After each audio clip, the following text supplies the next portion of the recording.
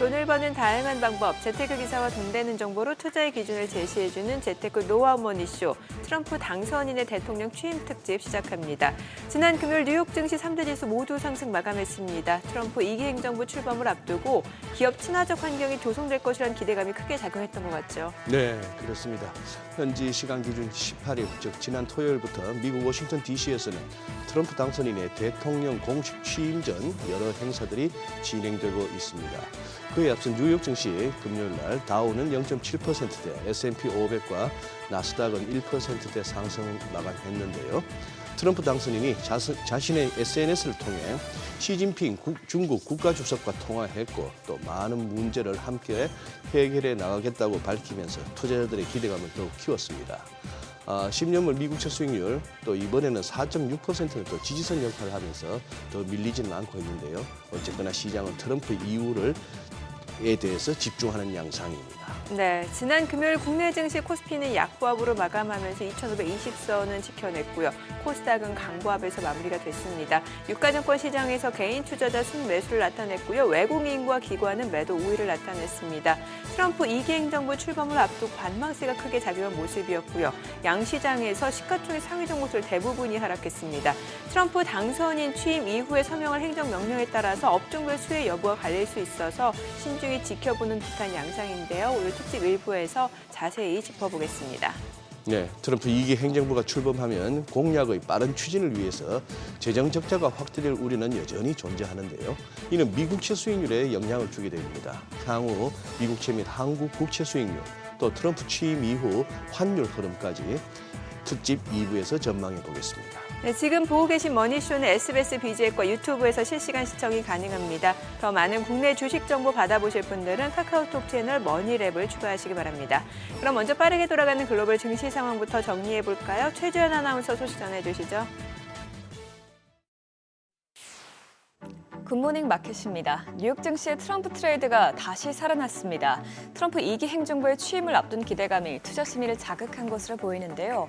과연 트럼프 1기 때처럼 2기 행정부에서도 증시가 강한 상승세를 분출할지 주목됩니다. 지난 금요일장 마감 사항부터 보면 다우지수는 0.78% 올랐고요. S&P 500 지수와 나스닥 지수는 각각 1%, 1.51% 뛰어 올랐습니다. 이로써 지난주 3대 지수는 트럼프 당선 이후 주간 단위로 가장 많이 올랐습니다.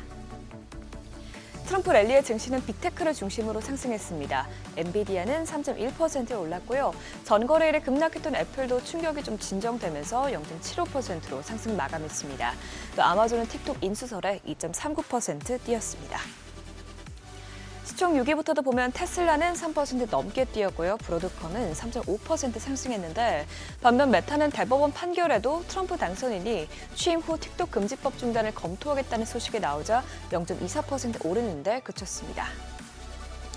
이렇게 시장에 다시 트럼프 트레이드가 살아난 이유는 트럼프 행정부의 대중 압박 수위가 높아질 것으로 확실시되는 상황에서 트럼프 당선인과 시진핑 주석이 전화 통화를 했다는 소식이 나왔기 때문인데요. 트럼프 당선인은 자신의 소셜미디어 트루스 소셜을 통해서 시 주석과 무역균형과 펜타닐, 틱톡을 비롯해서 많은 주제에 대해 논의했다면서 이번 통화는 중국과 미국에 모두 좋은 통화였다고 말했습니다. 또 외신에 따르면 두 정상이 전략적 소통 채널을 수립해서 중대한 문제에 대해 정기적으로 연락을 유지하자는데 동의한 것으로 전해지면서 미중 간 갈등이 해소될 수 있다는 기대감이 커지고 또 덩달아 대중 관세 압박도 줄어들 수 있다는 기대감도 나왔습니다. 한편 경제가 개선세를 보이고 있음을 나타내는 지표들이 연일 나오고 있는 것도 시장에 긍정적으로 작용했습니다. 지난 금요일에도 미국의 산업 생산은 12월에 0.9% 상승한 것으로 나타나면서 월가 전망치인 0.3%보다 훨씬 높게 나왔습니다. 또 지난달 수치도 마이너스에서 플러스로 상향 조정됐고요. 특히 산업별로도 보면 미국의 제조업 생산이 8월 이후 가장 큰 폭인 0.6% 오르면서 개선세를 보인 것을 확인할 수 있었습니다. 이를 보고 블룸버그 통신은 2년간 약세를 보인 제조업 업황이 안정화되어 가고 있다고 평가했고요.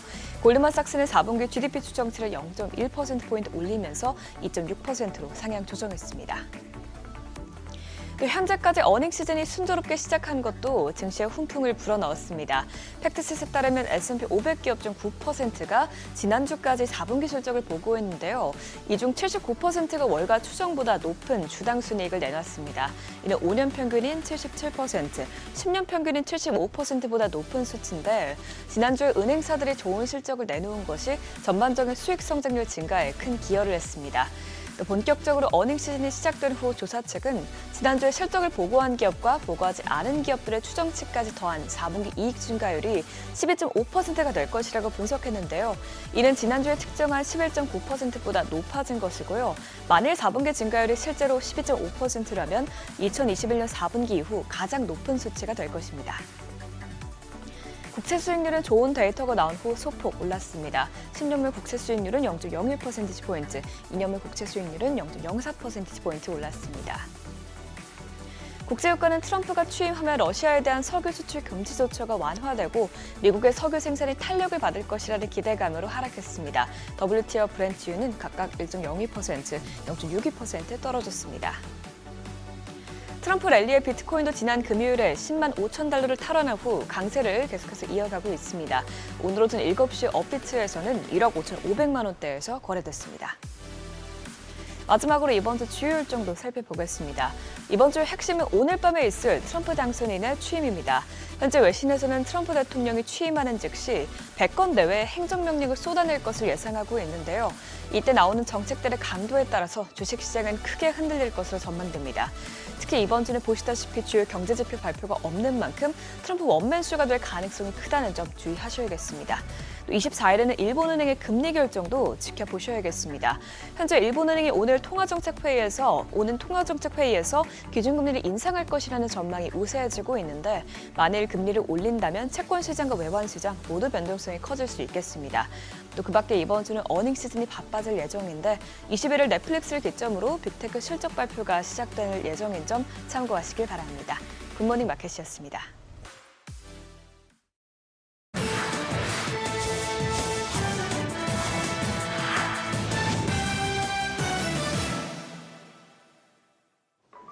트럼프의 깜짝 코인 출시 소식에 시장이 요동쳤습니다. 주말 사이 자신의 이름을 딴 가상자산 오피셜 트럼프를 내놨는데요. 시장에 나오자마자 몇 센트에 불과했던 가격은 순식간에 $30를 넘어서면서 상승률은 18,000%에 달했고요. 한때 시가총액이 $130억, 우리 돈 19조 원에 육박해 단숨에 시총순위 15위를 꿰차기도 했습니다. 이런 추세에 힘입어 비트코인도 불장 랠리에 올라타 원화 기준 한때 1억 5,800만 원을 돌파하면서 최고가를 새롭게 썼고요. 이 트럼프의 밈코인이 솔라나 블록체인 네트워크를 기반으로 발행되면서 이 솔라나 가격도 $290까지 치솟아 사상 최고가를 갈아치웠습니다. 기존에도 트럼프를 모티브로 한 밈코인은 여럿 있었지만 직접적인 관련은 없었는데 트럼프가 자신의 손으로 밈코인을 출시하면서 시장과 뗄래야 뗄 수 없는 관계성을 맺게 됐고요. 일부 외신들은 미국에 다리를 놓고 싶어하는 외국 정부나 기업들이 트럼프의 환심을 사기 위해 코인을 매입할 가능성을 거론하기도 했습니다. 가상자산 업계 역시 트럼프에 올인하고 있는데 지금까지 취임식에 쓴 돈만 $10,000에 달하고요. 규제에 앞장섰던 게리 겐슬러 SEC 위원장이 물러나고 가상자산 친화적 인사들이 차기 내각에 대거 참여하기로 하면서 트럼프가 가상자산을 국가적 우선순위로 지정하거나 자문위원회를 신설하는 행정명령을 검토 중이라는 관측이 나오는 등 장밋빛 기대감이 한층 더 커지는 모습입니다. 트럼프가 틱톡 구원 투수로 나섰습니다. 취임 첫날 틱톡 금지법 시행을 유예할 행정명령에 서명하겠다 밝혔는데요. 매각 대신 미국 기업이 지분 절반을 인수해 운영하는 구상을 내놨는데 이런 가운데 인공지능 스타트업 퍼플렉시티가 틱톡에 합병을 제안했다는 보도도 나왔습니다. 제안서에는 새로운 구조를 통해 바이트댄스의 기존 투자자 대부분이 지분을 그대로 유지할 수 있고 퍼플렉시티는 더 많은 콘텐츠를 제공받을 수 있을 것이라는 내용이 담겼는데요. 거래가 성사되려면 몇 달은 걸릴 것으로 예상되는 가운데 거래 규모는 72조 원에 이를 것으로 추산되고요. 이런 가운데 주말 사이 중단된 틱톡의 미국 서비스는 복구 절차에 들어가면서 트럼프라는 동아줄을 꼭 붙들어매고 있습니다. 아메리카 퍼스트를 연신 외쳐온 트럼프, 취임 첫날부터 100건에 달하는 행정명령을 통해 스트롱맨의 복귀를 전 세계에 알릴 예정입니다. 어떤 내용들이 담길지 하나씩 들여다보죠. 1호 행정명령은 트럼프 대선 승리에 큰 영향을 미친 불법 이민자 문제와 관련될 가능성이 커 보입니다. 폴리티코는 트럼프 팀이 불법 이민과 관련해 구체적 조처에 앞서 우선 남부 국경 상황 등에 대해 국가 비상사태를 선언하는 방안을 준비하고 있다 보도하기도 했고요. 줄곧 외쳤던 관세 관련 조치도 포함될 가능성이 큰데요. 예고한대로 중국과 멕시코, 캐나다에 대한 관세 부과와 관련 조치가 첫날 행정명령에 담길 것으로 예상되고 또 모든 수입품에 10에서 20% 관세를 부과하는 보편적 관세 관련 조치도 배제할 수 없는데 관세 부과를 정당화하기 위해 국제경제비상권한법을 근거로 국가 경제 비상사태를 선포하는 방안 등이 상징적 의미로 담길 전망입니다.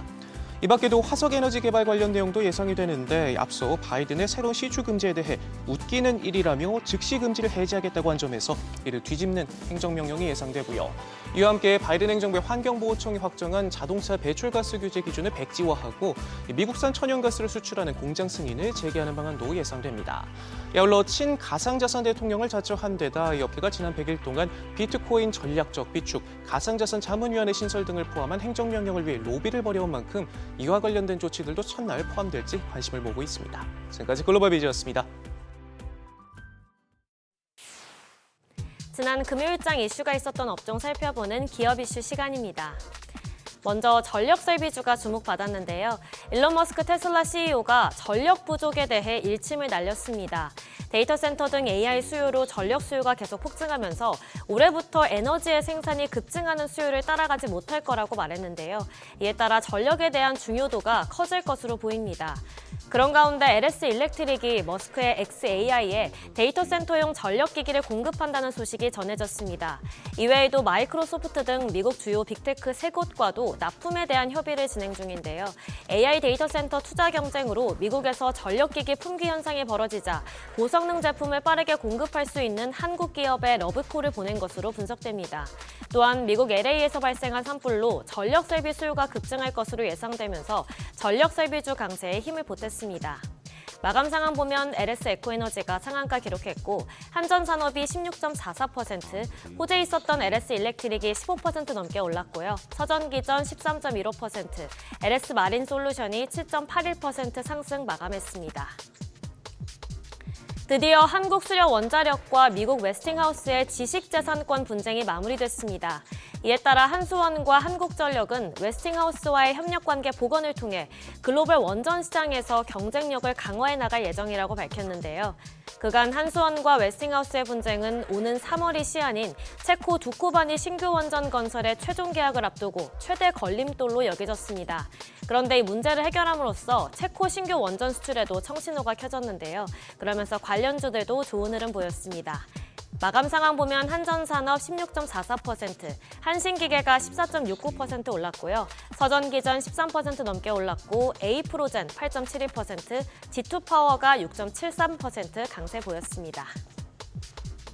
HBM도 좋은 흐름 보였는데요. 세계 최대 파운드리 업체인 대만 TSMC가 지난해 4분기에 순이익이 AI칩 수요 증가에 힘입어 57% 급증했다고 발표했습니다. 아울러 TSMC가 제시한 올해 1분기 실적 전망도 추정치를 상회하면서 올해에도 반도체 수요가 꾸준히 강세를 보일 거란 기대감도 커지고 있습니다. 그런 가운데 SK하이닉스가 오는 2월에 10나노급 6세대 미세 공정을 적용한 D램을 세계 최초로 양산하는데요. 이처럼 SK하이닉스가 해당 분야의 개발과 양산 모두를 경쟁사인 삼성전자와 마이크론보다 앞서 나가면서 D램 1위 기업의 지위를 공고히 하게 됐습니다. 이에 관련주들도 같이 올랐는데 먼저 IMT가 15.56%, YC캠이 11.92% 올랐고요. PSK홀딩스와 STI가 8% 넘게 올랐고 테크윙도 6% 넘게 상승했습니다. 마지막으로 유리기판주도 시세 분출했습니다. AI 시대의 차세대 반도체 소재로 각광받으면서 엔비디아와 브로드컴 등 글로벌 빅테크들이 유리기판 도입을 추진하고 있는데요. 이미 TSMC는 엔비디아와 유리기판 기술로 2025년 상용칩 출시를 예고하고 있습니다. 국내 기업 가운데 SKC가 가장 앞서고 있는데요. 지난 2021년 미국 어플라이드 머티리얼즈와 유리기판 합장사인 앱솔릭스를 설립했습니다. 미국 정부가 반도체 소재 부품 업체로는 최초로 SKC의 앱솔릭스의 보조금을 지원하면서 현재 주목을 받고 있는데요. 그런데 현지 시간 16일 미국 상무부가 앱솔릭스에 추가로 1억 달러를 지원한다고 밝혔습니다. 여기에 더해 또 다른 국내 기업인 아바코도 독일 슈미드그룹과 협력해 글로벌 시장 진출에 속도를 내고 있는데요. 이처럼 밝은 전망이 예상되면서 관련주들도 올랐는데 먼저 CNG 하이테크가 17%, 피롭틱스가 16.73% 올랐고요. YC캠이 11.92%, 호재에 있었던 SKC가 9.4%, 마지막으로 FNS테크가 8.25% 상승으로 마감했습니다. 지금까지 지난 금요일장 이슈 살펴봤습니다.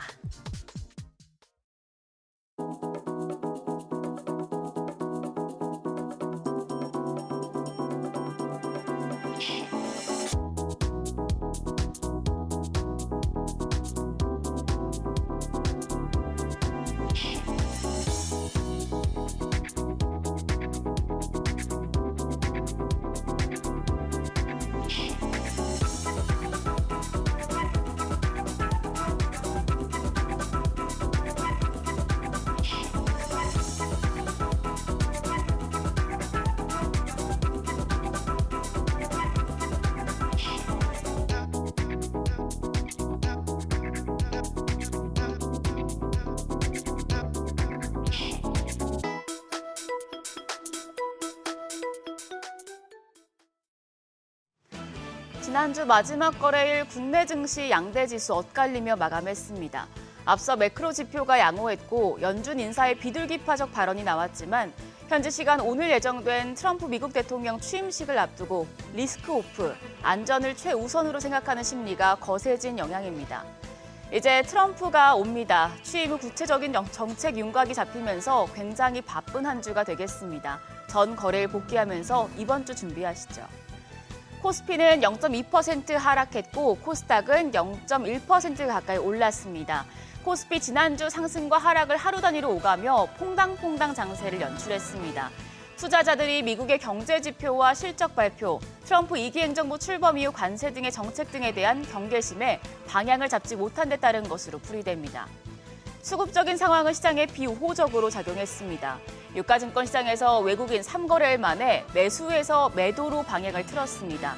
2,300억 원 넘는 팔자 포지션 취했고요. 기관도 1,000억 원 넘게 순매도하면서 지수에 하방 압력을 줬습니다. 개인만 홀로 2,864억 원 매수 우위였습니다. 코스닥 시장에서도 외국인은 팔았습니다. 770억 원 순매도했습니다.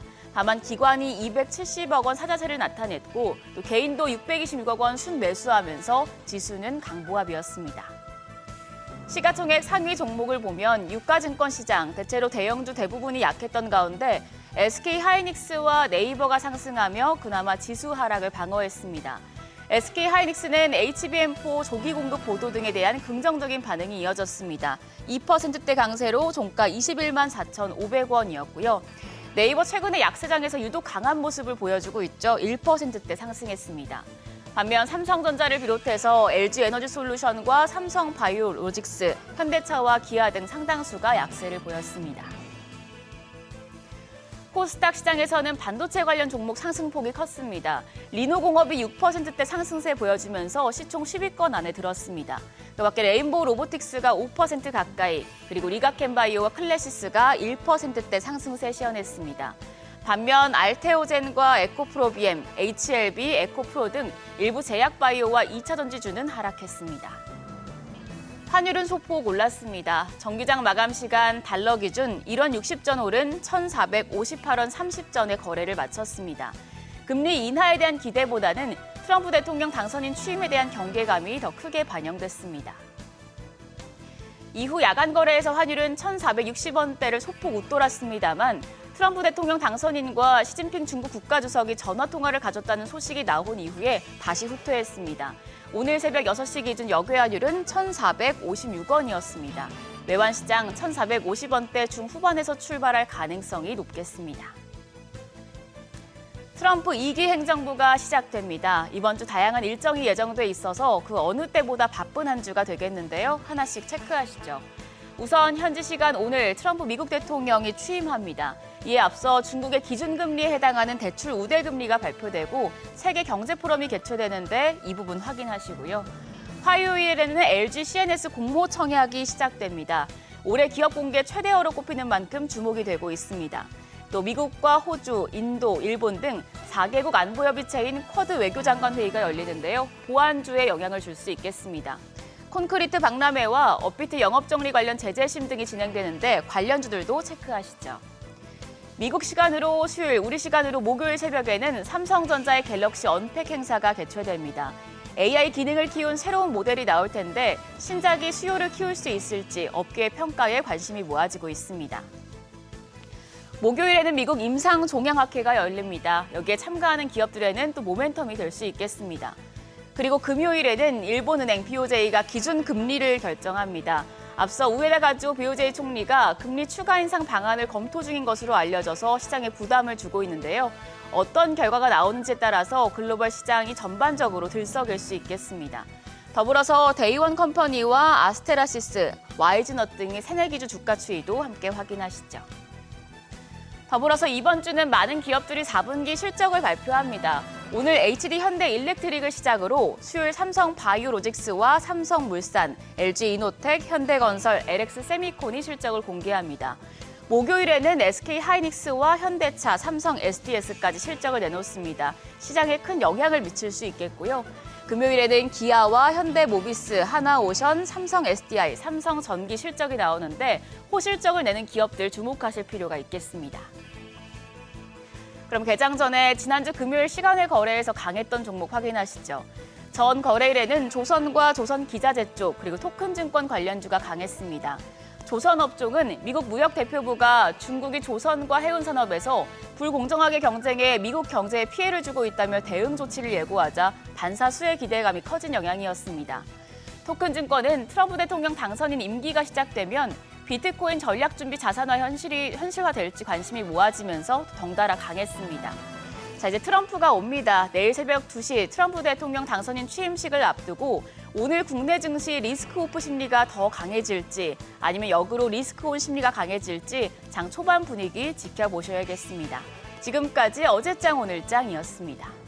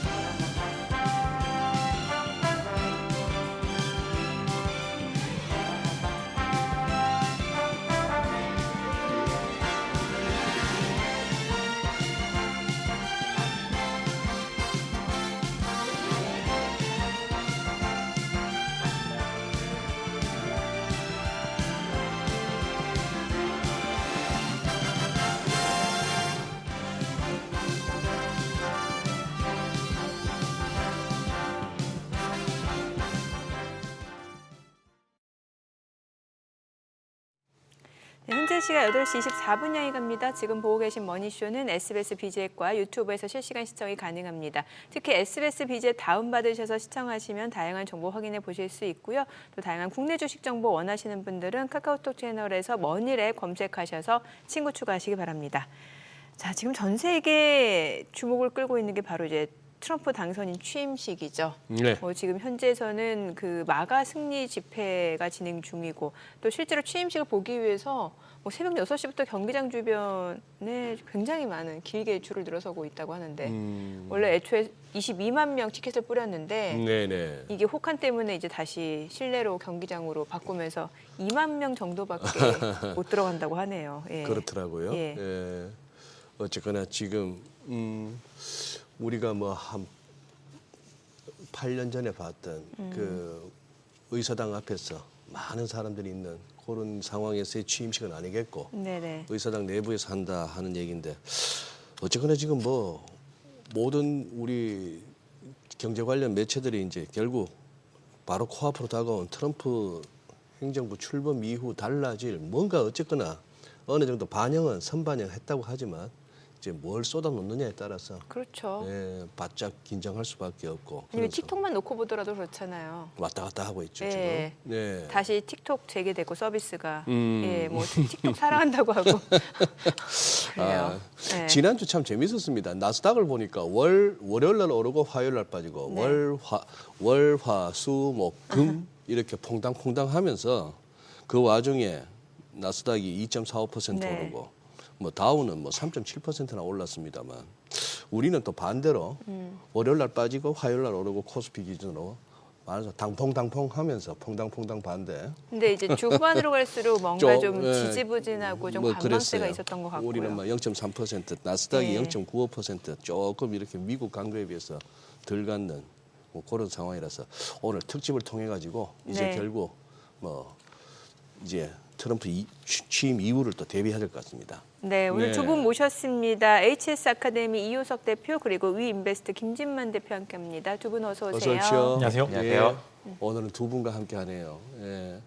우리 또 이효석 대표는 뭐 잠도 안 주무시는 것 같아요. 올라오는 영상들 보니까 네, 뭐 네. 부지런하게 또 아주 간략하게 또 명쾌하게 설명을 해주시던데. 거의 실시간급이에요. 네, 그러니까 지난주 한번 뉴욕 증시 한번 좀 네. 정리해 주신다면. 네, 금요일 뉴욕 증시가 이제 어쨌든 좋은 흐름으로 네. 마무리가 됐는데요. 일단 이렇게 한번 생각해 볼까요? 이제 최근에 미국 주식시장이 조정을 받았는데 네. 그 조정이 언제 시작됐지라고 생각해 보면 지난 12월 FOMC 회의 때 그렇습니다. 파월이 갑자기 얼굴 정색하면서 나와가지고 금리 인하 없을 것처럼 네. 이렇게 해버리면서 이제 네, 시작된 맞아요. 거잖아요. 그리고 나서 이제 무슨 일이 있었냐면은 여러 가지 일들이 있었는데 제가 주목해서 보는 거는 헤지 펀드들이 당황했다. 이게 이제 핵심이었던 것 같아요. 무슨 그 뒤로 뭐 여러 가지 말이 많았는데 결과적으로는 헤지 펀드들이 미국의 주식을 사기 좋은 우호적인 환경이 작년 내내 지속되다가 그날 하루에 다 깨져버린 거죠. 예. 그래서 그 여파들이 아마 이제 계속 진행이 되다가 지난주에 나왔던 CPI부터 진정되기 시작한 것 같고요. 그러니까 그 여파라는 것이 다양한 형태로 나타났던 거죠. 미국의 금리 상승 그리고 이제 주가 하락 등등으로 여러 가지 요인들로 나타나다가 그 부분이 좀 마무리된 거 아닌가 싶습니다. 그리고 또 한 가지 주목해서 보셔야 되는 거는 미국의 금리가 4.7%를 넘어서 5% 갈 수 있다라는 이야기가 나왔었는데 예. 다행히 CPI 발표된 이후로 물가가 그러니까 안정될 거라는 기대감 등등에 힘입어서 지금 금리가 4.7% 아래로 내려왔다라고 볼 수 있을 것 같고요. 파월 의장이 12월 FOMC 회의에서 정색하면서 이야기하긴 했지만 그때 이후로 나오는 연준 의원들의 발언들은 굉장히 도비시저입니다. 그러니까 안아주는 거죠. 엄마가 때리고 안아주고 뭐 이런 느낌인데 12월 달에 파월은 그렇게 얘기해놓고 그 뒤로 나오는 굴스비 총재라든지 크리스토퍼 월러 의사 이분들이 얘기하는 거 보면 아니 물가 잡혀 금리 많이 내릴 거야 어차피 이런 이야기를 하고 있다는 거죠. 네. 그래서 종합적으로 연준 의사들이 과연 이제 비둘기적이냐 매파적이냐라고 보면 최근에 이제 발언들이 거의 지금 비둘기파적으로 나오고 있어요. 그래서 제가 생각할 때는 이거는 그냥 이렇게 이해하시는 게 맞지 않나. 그 트럼프가 오늘 취임식인데요. 네네. 트럼프 취임식을 앞두고 빅베스를 한번 한 거 아닌가. 연준에 대한 기대감을 계속 작년 내내 높여갔잖아요. 이게 정리 한번 하고 다시 시작 이런 느낌으로 가는 거 아닌가라는 생각이 좀 들고요. 물가에 대한 전망이라든지 여러 가지 전망들을 긍정적으로 하고 있다는 점이 의미가 있지 않나 이렇게 생각합니다. 그래서 4.7에서 5% 그리고 5% 이상에서의 금리 수준에 따라서 주가에 미치는 영향이 좀 클 거라고 봤는데 일단 금리가 낮아지면서 시장에 대한 것도 좀 긍정적으로 보셔도 되지 않을까 이런 생각이 듭니다. 네. 주말에 일단 뭐 지금 3대 지수가 굉장히 강했잖아요. 그래서 트럼프 랠리가 좀 부활했다는 평가가 나오고 있는데 그렇게 보시나요? 보통 네. 취임 이후에 시장이 더 강했다면서요? 그렇죠. 이게 이제 2022년 10월 달부터 예. 시작된 강세장이에요. 예. 지금 이제 미국의 시장을 아까 말씀드렸던 작년 12월 달에 FOMC 회의 이후로 조정을 받았다. 이건 단기적인 이야기고요. 네. 장기적으로 언제부터 주가가 오르기 시작했지 그러면은 2022년 10월 달부터고요. 그로부터 한 1년 정도는 한 이 정도의 각도로 올랐어요. 근데 이제 그 이후로 2023년 10월부터는 약간 요 정도의 각도로 올랐습니다. 지금은 제 생각에는 각도가 더 심해지지 않을까라고 생각을 하고 있습니다. 그러니까 오히려 이제 처음에는 그러니까 모든 강세장도 그렇고 약세장도 그렇고 처음에는 이게 오르는 게 맞나 그러다가 맞지. 그러다가 마중에는 맞아 이러면 빠질 때도 이게 빠지는 거 아닌 것 같은 좋은데 왜 빠지지? 그러다가 빠지는 게 맞네라고 하다가 에이 이런 느낌으로 가잖아요. 이게 이제 그 현상들이 이제 올해는 진행되지 않을까라고 생각하고 있습니다. 네. 그래요. 김 대표님은 어때요? 국내 증시만 놓고 봤을 때는 이제 트럼프 행정부 2기가 시작되는 게 네. 좋은 거예요? 아니면은 좀 이제 섹터를 좀 다르게 봐야 되는 거예요? 어떻게 보는 게 좋을까요? 일단 한국 입장에서는 관세 영향에 대해서 좀 자유로울 수가 좀 자유로운 부분들이 좀 제한이 되니까 예. 일단 뭐 여파로 인해서 뭐 수출이나 이런 부분들에서 얼마만큼 수출량이 주는지 부분들을 좀 체크를 할 필요가 있다라고 생각이 되고요. 그래도 다행히 또 미국도 그렇고 반도체 쪽이 그래도 꽤 단단하고 지금 이제 하단부에서 조금 이제 올라가는 게 AI 반도체와 그다음에 레거시 반도체 간에 어느 정도 괴리치가 조금이나마 좀 맞춰지고 있다라는 점이 좀 긍정적입니다. 그래서 트럼프가 다행히 어느 정도 평화주의자의 좀 타이틀을 가지고 이번에 온다라고 하고 지금 중국 관련돼서도 어느 정도 조금 이제 대화의 장을 열어놓고 이야기를 한다라고 하면은 지금 뭐 기본적으로 전력이나 뭐 조선에 대해서는 다 같이 좋을 거라고는 어느 정도 인지를 하고 있는데 사실 이 두 종목 두 섹터를 빼고는 다른 거는 글쎄라는 이제 물음표가 좀 붙게 되는데 이제 다 이어서 나오는 여러 가지 관세 정책 그다음에 추가적으로 나오는 여러 가지 행정 명령의 결과에 따라서 충분히 새로운 섹터도 좀 나올 수 있다는 점을 좀 생각을 해보시면 좋을 것 같아서 그래도 이제 금요일장 어느 정도 미국 시장 뭐 약간의 쉬어감에 따라서 어느 정도 비슷하게 쉬어갔는데 그래도 이제 뭐 크게 빠지지도 않았고요. 그다음에 연기금들이 계속적으로 어느 정도 이제 매수를 좀 받아주게 되면서 좀 하단부에 대한 좀 명확한 지지 라인들이 잡혀가고 있고요. 만약에 오늘 이제 어느 정도 금요일날 좋은 결과가 있었고 그다음에 원달러도 많이 빠졌기 때문에 네. 오늘 또 외국인들이 얼마만큼의 수급을 좀 보여주느냐에 따라서 추후에 나올 긍정적인 영향도 한번 체크를 해보실 필요가 있고요. 그럼에도 이제 대외 변수에 조금 취약한 게 또 한국 증시이기 때문에 트럼프가 또 이제 매를 또 몇 대 때리지. 원래 한 10대 맞을 거로 생각하고 있었는데 한 8대 맞으면 또 드마 드라프니까 또 올라갈 수도 있는 거고요. 근데 또 일어나는데 또 12대 맞게 되면은 또 약간의 또 변동성이 확보가 될 수도 있고 그래서 이게 사실 말한 대로 트럼프가 해줬으면 좋은데 이제 자고 일어나면 SNS에 또 무슨 글을 적어줄지 모르는 부분들이 있으니까 이런 변동성만 주의를 하되 지금 이제 또 실적 시즌이 또 앞에 다가왔습니다. 그래서 미국도 이제 실적 시즌에 어느 정도 이제 실적 시즌 2주 전부터는 자사주 매입이 안 되기 때문에 이런 부분들 때문에 이제 온갖 루머들이 다 나오고 있고요. 지난주 금요일에도 이제 뭐 인텔이 뭐 일론 머스크가 인텔 인수한다라는 네. 이야기도 나왔고 그다음에 엔비디아도 이제 막 이것저것 이야기가 좀 많이 나오고 있죠. 젠슨항 CEO가 또 참석 안 하기 때문에 이게 둘이 싸우는 거 아니냐 뭐 이런 얘기도 많이 나오기 때문에 슬슬 이제 혼조세가 이뤄지고 있고 미국 시장 기준으로 봐서는 실적 시즌에 맞춰서 과연 올라간 주가만큼의 성장성을 보여줄지 여부를 한번 보셔야 될 것 같고 국내도 마찬가지로 이제 실적 발표 시즌이기 때문에 너무나 좋거나 너무나 좋은 여태까지 너무나 좋은 실적으로 인해 올라온 섹터 같은 경우에는 차익 실현 매물에 주의해야 되고 오히려 이제 삼성전자처럼 아예 너무나 안 좋은 실적을 내는 기업과 섹터에 대해서는 시장이 오히려 바닥권에서 이제 매수가 들어올 수도 있기 때문에 이런 부분에 맞춰서 어중간한 것보다 아예 좋거나 아예 나쁘거나 그런 두 섹터를 한번 공략을 해보시면 좋을 것 같다라고 좀 말씀을 드리겠습니다. 국내 증시 쪽에서는요. 지금 아주 재밌는 비유를 해주셨네요. 뭐 한 10대 맞을 줄 알았는데 한 7, 8대 맞기만 해도 다행인데 우리 때는 뭐 두 분은 학교 다니면서 맞았는지 모르겠습니다만 우리는 많이 맞았거든요. 네. 이렇게 뭐 반 전체적으로 나가서 그냥 이렇게 한 대씩 맞을 수가 있는데 거기서 옛날 얘기입니다. 예. 거기서 한 대 맞고 그냥 고분고분하게 들어오면 그걸로 끝인데 표정이나 태도 이런 데서 조금 선생님이 기분이 나빠지면 그때부터 시계 풀면 이제 일이 커지거든요. 네, 정확하십니다. 이게 네. 혹시나 또 국내에서도 이제 그런 이제 미국 쪽의 반응에 대해서 지금 정치적인 공백이 있어서 네. 어느 정도 이제 반응해줄지 또 리액션을 잘하는지에 따라서 또 한 번에 뭐 이제 추가적으로 몇 대 더 맞을 수도 있는 거고 이제 덜 맞을 수도 있는 거고 그다음 뭐 어느 정도 또 이제 정치적인 공백이 마무리가 되면 서로 대화를 하면서 좀 트럼프 자체가 어느 정도 이제 대화에 대한 장은 그래도 열어놓고 시작을 하니까 일단 10대부터 시작을 하는 거고 협상 잘하면 5대까지 줄 수도 있으니까 또 그런 부분들 잘 체크를 해보시면 좋을 것 같습니다. 예. 아니 오늘 그냥 특집이니까 우리 뭐 질문을 쪼개서 안 드리고 우리 이효석 대표님 한번 그걸 해보세요. 우리 일타 강사시잖아요.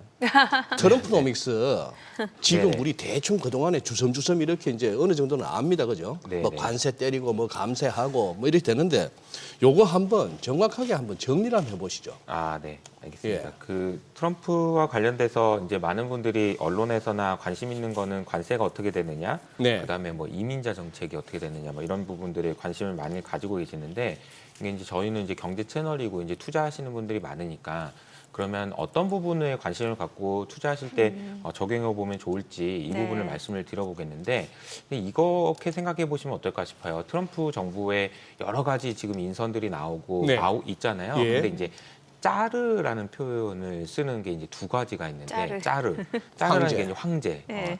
AI 짜르, 네. 에너지 짜르 이렇게 네. 있습니다. 국경자료도 있잖아요. 네, 국경 짜르도 있고. 근데 이게 보면은 이제 그 AI 짜르라는 말과 에너지 짜르라는 말을 넣었다는 말은 그만큼 트럼프 정부가 이 두 가지에 대해서 진심이다라는 걸 의미하지 않나라는 생각이 들어서 그 부분을 간단하게 설명드리면 AI와 관련돼서는 미국이 중국에게 뒤지지 않기 위해서 전력 질주하고 있다 이렇게 표현할 수 있을 것 같아요. 중국에 뒤지지 않기 위해서. 네, 그 표현을 이제 설명드리자면 이런 거죠. 네. 이제 그 재밌는 표현이 있는데 미국이라는 나라가 얼마나 강해야 전쟁 없이 평화가 유지될 수 있나? 라는 이제 질문을 해보면 전쟁 없이 평화가 유지되기 위해서는 미국이 이렇게만 해도 다 쫄아야 되거든요. 그러니까. 네, 근데 안 쫄잖아요 지금 요새. 예. 그런 얘기입니다. 예. 그러니까 중국이 많이 쫓아와서 중국이 미국을 이긴다는 얘기가 아니라 이러다가 중국이 반칙을 써서라도 한번 해볼 수 있겠는데 이제 뭐 학교 다닐 때 싸움을 하는데 못하는 애인데 뭐 이 반칙을 쓸 수 있잖아요. 그래요. 그래도 압도적으로 이길 수 있을 만큼 강해야 된다 이런 이야기인 거죠. 그래서 지난 이제 얼마 전에 퇴임한 상무장관이 표현을 보면은 우리가 그동안 중국한테 반도체도 안 줘보고 뭐도 해보고 그랬는데 어떻게든 기어코 만들더라는 거죠. 뭐 자율주행도 그렇고요. 이래서 중국을 압도적으로 따돌리기 위해서 지금 미국이 나아가고 있는데 그래서 여러 가지로 이제 정책들이 나올 거고 규제 완화라는 측면들이 확인될 거라고 생각하고 있습니다. 그래서 그 부분을 초점을 맞춰 보시는 게 좋을 것 같고 그런데 이 AI가 나아가야 되는 방향에서 지금 가장 어디서 발목이 잡히고 있느냐라고 생각해 보면 지금 에너지라는 거거든요.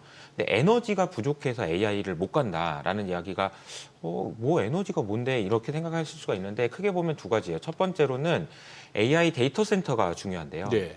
AI 데이터 센터가 전기 먹는 하마입니다. 어마어마하게 전기를 잡아먹는데 이게 어느 정도 규모로 예상되냐면은 앞으로 3년 동안 전기 소요량이 3배 늘어날 거다라는 얘기가 나올 정도로 지금 전기 사용량이 많아요. 네. 그런데 전기가 부족하다는 거죠. 그럼 전기가 부족한 걸 어떻게 해결할 거냐라고 봤더니 뭐 신재생이라든지 뭐 해야 되는데 그걸로 지금 부족하다는 얘기예요. 그래서 트럼프 정부가 하고 있는 얘기는 지금 드릴 이야기 하는 거잖아요. 그냥 네. 땅 파면 나오는 걸 왜 안 파냐라는 얘기인 거고 그래서 천연가스를 더 집중적으로 판매한다라는 이야기가 나오는 거고요. 여기서 이제 우리가 투자 아이디어가 나오는 것들이 결국 우리나라 조선주가 좋은 이유도 여기서 나오는 거거든요. 미국에 천연가스가 나왔는데 그걸 태워버릴 수 없으니까 이걸 액화시켜가지고 팔아야 되는데 배가 없네? 그러면서 이제 조선주가 좋은 거잖아요. LNG 그러니까 그런 의미로 이제 해석해 볼 수 있는 부분이 있고요.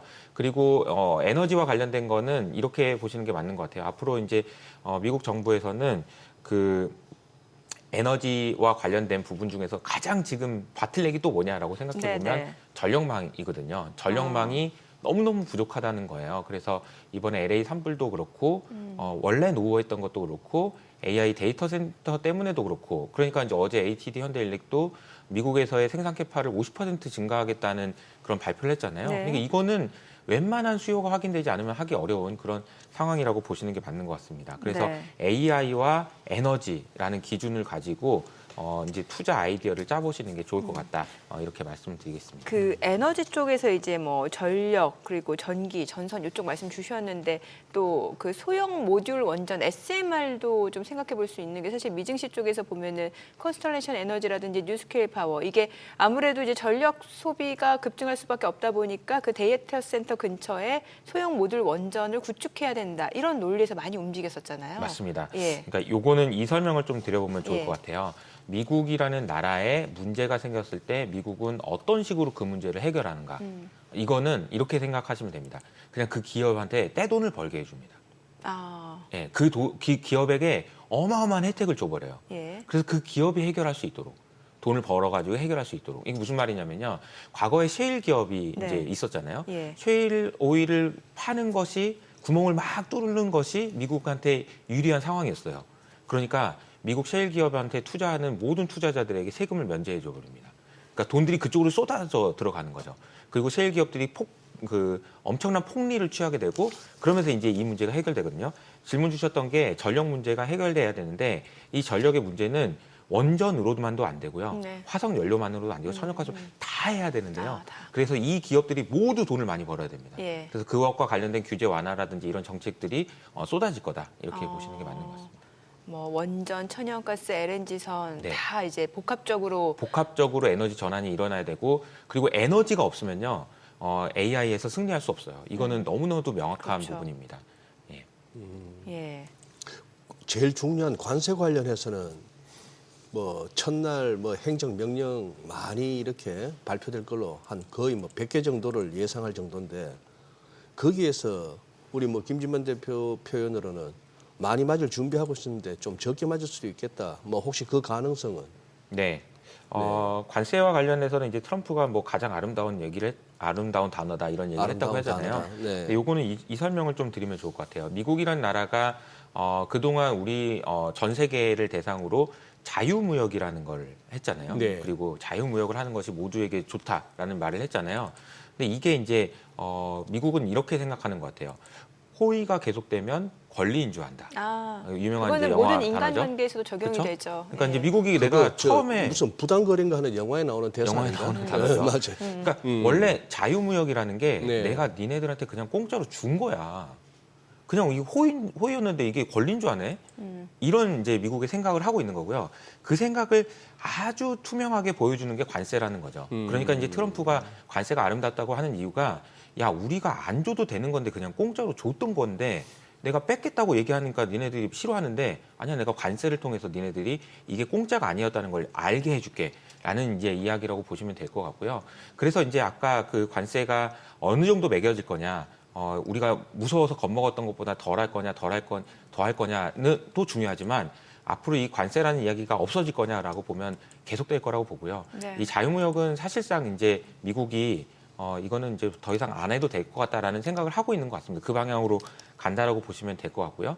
그럼 우리가 이제 투자의 관점에서는 이 관세를 생각할 때 고민해 봐야 되는 건 이거잖아요. 네. 관세 때문에 물가가 올라가느냐. 근데 이 부분은 이렇게 생각해 보시면 좋을 것 같습니다. 관세 때문에 물가가 올라갈 거라는 전망은 그거는 공급자 입장인 거죠. 네. 공급자 입장에서는 관세를 붙이면은 가격을 올려야지 어떻게 라는 생각을 하겠지만 수요자 입장은 다릅니다. 그건 네 사정이고 이렇게 해버리고 안 먹으면 끝인 거거든요. 수요가 안 받쳐주면 그렇죠. 근데 그 뭐 가격이 올라가는데 비싼 걸 안 사 먹으면 끝인 거예요. 그래서 이 부분은 나누어서 생각해 볼 필요가 있고 크리스토퍼 월러 이사가 왜 물가에 대한 자신감을 보이냐라는 생각을 해보면 결국은 공급 사이드에서 물가 압력이 얼마나 크든 간에 안 사 먹으면 그만이라는 얘기예요. 그래서 미국의 지금 수요가 그렇게 탄탄한가라고 생각해 보면 물가가 문제가 돼서 미국 연준이 금리를 다시 올려야 될 만큼 탄탄하진 않다. 이렇게 생각할 수 있는 것 같아요. 그 이효석 대표님이 그 크리스토퍼 월러 물가에 대한 자신감을 드러냈다라는 그 부분에 대해서 소장님은 좀 다른 해석을 좀 하시는 거잖아요. 분명히 지금 친트럼프 발언을 했다라는 건 뭔가 그렇죠. 잘 보이려고. 계산된. 잘 보이려고. 네, 그렇죠. 왜냐하면 그 논리가 너무 정반대로 바뀌었거든요. 갑자기. 그래요. 저도 아마 파월도 갑자기 바뀔 거라고 생각합니다. 갑자기 바뀌어요. 파월도? 네. 파월도 12월 달에는 일단 이제 빅베스를 해주고요. 네. 1월 달부터는 말 잘 들을게요. 이렇게 하지 않을까. 그만큼 트럼프 당선이 이제 대통령이죠. 그 강력한 지도자라는 거에 또 방증이기도 하네요. 네, 그렇습니다. 국내 증시 좀 여쭤볼게요. 네. 그 사실 이제 올해 들어서 보니까 코스피가 2,400에서 시작해서 지금 이제 3주 됐죠? 2,520선까지 올라왔습니다. 생각보다 괜찮았단 말이죠. 이제 앞으로가 중요할 것 같은데 어떨까요? 외국인 수급만 놓고 봤을 때는 금요일에 다시 파니까 확실히 외국인은 좀 단기 트레이드로 들어온 것 같다는 생각이 들기도 하는데 네, 그래도 분석이 이게 어떨까요? 주거니 받거니가 돼야 네. 된다고 생각합니다. 뭐 개인 투자자들이 산다고 사실 뭐 지수가 매번 떨어지는 것도 아니지만 그래도 어느 정도 그래도 바닥권에서 이제 가장 많이 올라온 한국 지수가 네. 여기서 조금 이제 주거니 받거니 하면서 지금 연기금은 계속 매수를 하고 있고 외국인들은 조금 들어왔다 나갔다는 모습을 보여주지만 일단 긍정적인 부분들은 어느 정도의 거래량이 조금 유지가 되고 있다는 점이 다행입니다. 먼저 예전에 한창 안 좋을 때는 뭐 코인, 뭐 일부 이제 한 개의 코인 거래량만큼도 이제 한국 지수가 안 나와서 이제 사실상 이제 거래량 자체가 거의 소멸해서 안 좋았었던 부분들이 많은데 지금은 그래도 어느 정도의 거래량도 유지를 하고 있고 그다음 당일 테마성 이슈들도 조금 나오게 되면서 활력이 어느 정도 좀 드러나고 있다는 점이 이전과는 조금 다르다라고 말씀을 드리고요. 이제 뭐 차트의 관점에서도 봐도 이제 수급의 관점에서도 봐도 지금 조금의 상승세만 나오게 된다라고 하면은 뭐 2,600이나 혹은 이제 코스닥도 뭐 800 위로는 충분히 뭐 이동할 수 있을 만한 그런 라인들이 갖춰지고 있다라고 생각을 하고 있습니다. 그래서 이제 오히려 너무 안 좋았었기 때문에 그런 반사 수혜까지 같이 좀 얻게 되고 있고요. 그다음에 외국 글로벌 펀드들도 지금 한국 지수에 대해서 그래도 관심을 갖는 부분들이 수혜를 받는 섹터가 명확하고요. 그다음에 언젠가는 더 올라가겠지라는 그런 이제 귀소 본능에 대한 삼성전자에 대한 관점도 좀 명확하다 보니까 그래도 이제 한국 지수에 대한 매력도 굉장히 좀 좋다라고 생각을 하고 있고 당일당일 나오는 테마 그다음에 이제 트럼프가 뭐 방한을 하든지 혹은 이제 방북을 하든지 이런 이슈에 따라서 선물 보따리를 분명히 챙겨올 겁니다. 서로 이제 정치적인 부분들을 가미를 한다 하더라도 주거니 받거니 한국에서는 이제 뭐 방위비를 조금 더 가져간다고 하고 조선을 내주는 그런 이제 추가적인 코멘트를 하게 됨으로써 아무래도 이제 테마주와 주도 섹터가 어느 정도 보인다라는 점이 약세장과는 조금 많이 틀어졌다라고 좀 생각이 되고 있고요. 이제 일정에 맞춰서 하는 뭐 일정 매매의 매력도도 굉장히 올라가고 있고 지금 뭐 이제 요번 주에 있을 이제 JP 모건 그 이제 암학회 종양학회나 금요일에 있을 이제 BOJ 정도만 조심하게 된다라고 하면은 실적 시즌 맞춰서 아까 말씀드린 것처럼 너무 좋은 섹터, 너무 이제 실적에 대한 코멘트들이 좋았던 섹터들이 추가적으로 올라가느냐, 혹은 이제 너무나 안 좋았던 섹터들이 이제 약재 소멸의 관점에 있어서 올라가느냐 그런 체크를 해보시게 되면은 국내장도 저는 좋은 영향으로 인해서 이제 좋아하는 기업들이 혹은 이제 주도 섹터들이 계속적으로 존재하고 이게 추가적인 상승을 보여줄 거다 좀 이렇게 말씀을 드리도록 하겠습니다. 우리 이효석 대표께는 아까 질문의 연장선상인데요. 네. 이제 우리 국민들도 우리 시청자분들도 앞으로 향후 매번 이제 미국발 뉴스를 통해 가지고 미국의 이 자리에는 이 사람이 앉아서 일을 하는구나 이제 조금씩 이제 익숙해져 가시겠죠. 근데 한번 요거 분류를 해 오셨네요. 뭐 대통령제 국가에서 대통령이 힘이 있어야 뭘 할 수 있는데 이번에 트럼프 2기는 트럼프 1기 때의 트럼프보다 훨씬 더 강력한 힘을 바탕으로 하고 가는 것 같아요. 네. 네. 그런데 나름대로 그 밑에 사람들도 한번 살펴봐야 될 거 아니겠습니까? 그러면 뭔가 좀 힌트가 보이겠는데. 네.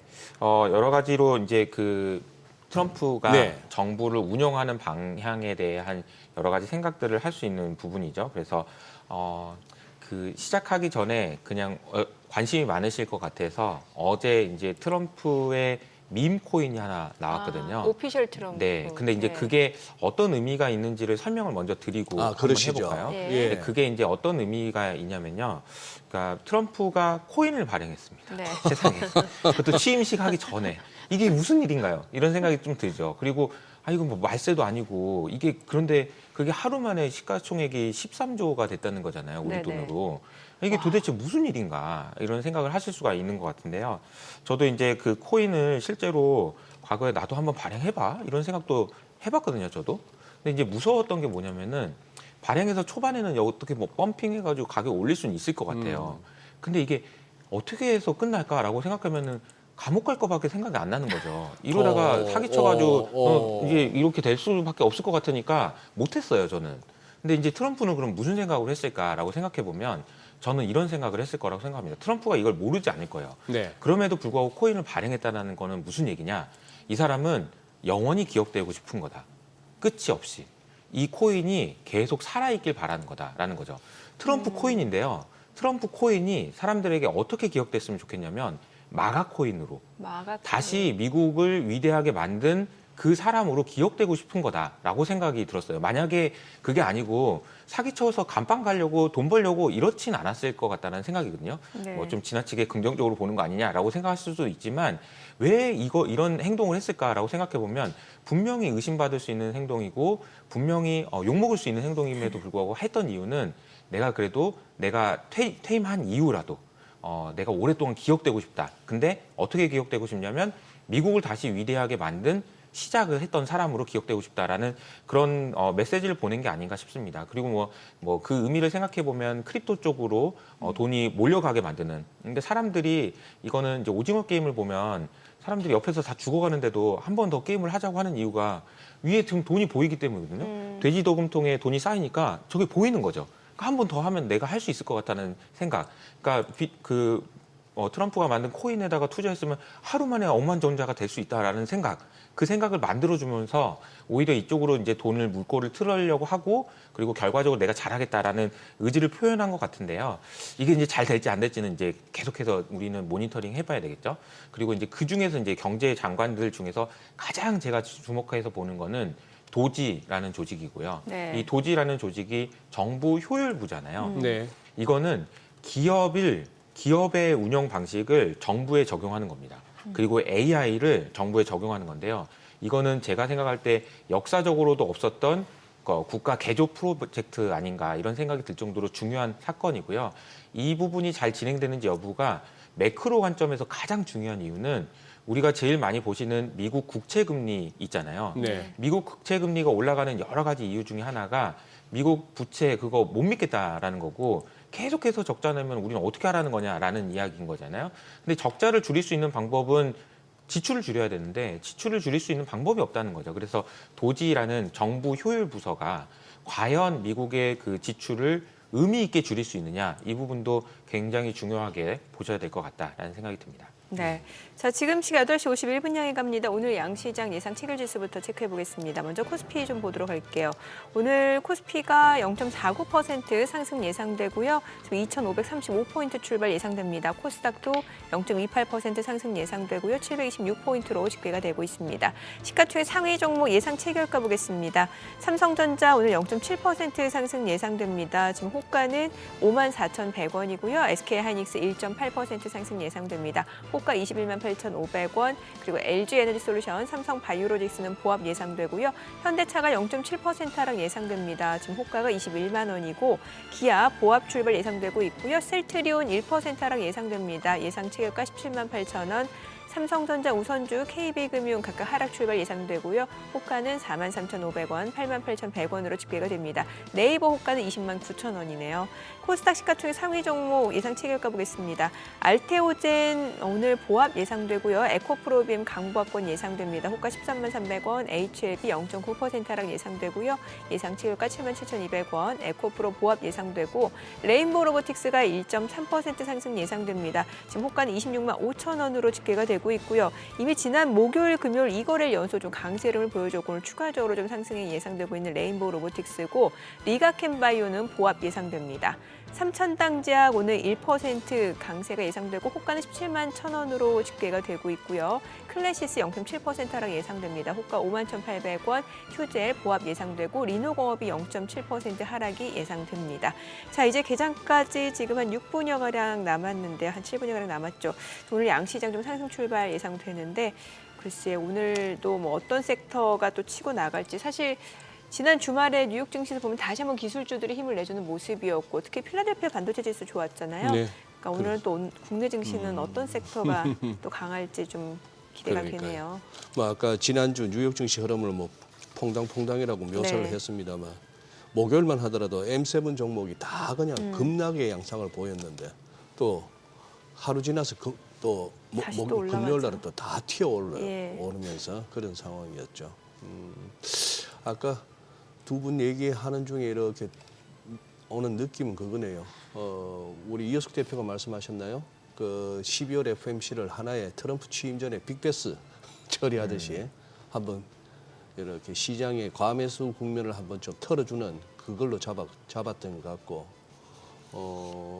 트럼프 취임 이후의 상승폭을 거의 다 까먹고 나서 그러면은 결국 그 상황에서 더 밀렸더라면은 파월이 더 센 건데 연준이 더 센 건데 결국 연준의 FMC 이후로 추세는 꺾였고 그 추세가 트럼프 취임 이전 레벨까지도 물고 내려가면은 파월이 이긴 건데 거기서 또 급반등이 나왔으니까 아직은 또 여기서 12월 FMC 당시에 레벨까지도 올라선다면은 결국 트럼프의 승리가 되기도 하겠고 뭐 그런 생각도 드네요. 네. 오늘은 뭐 우리 시장이 크게 움직이겠습니까?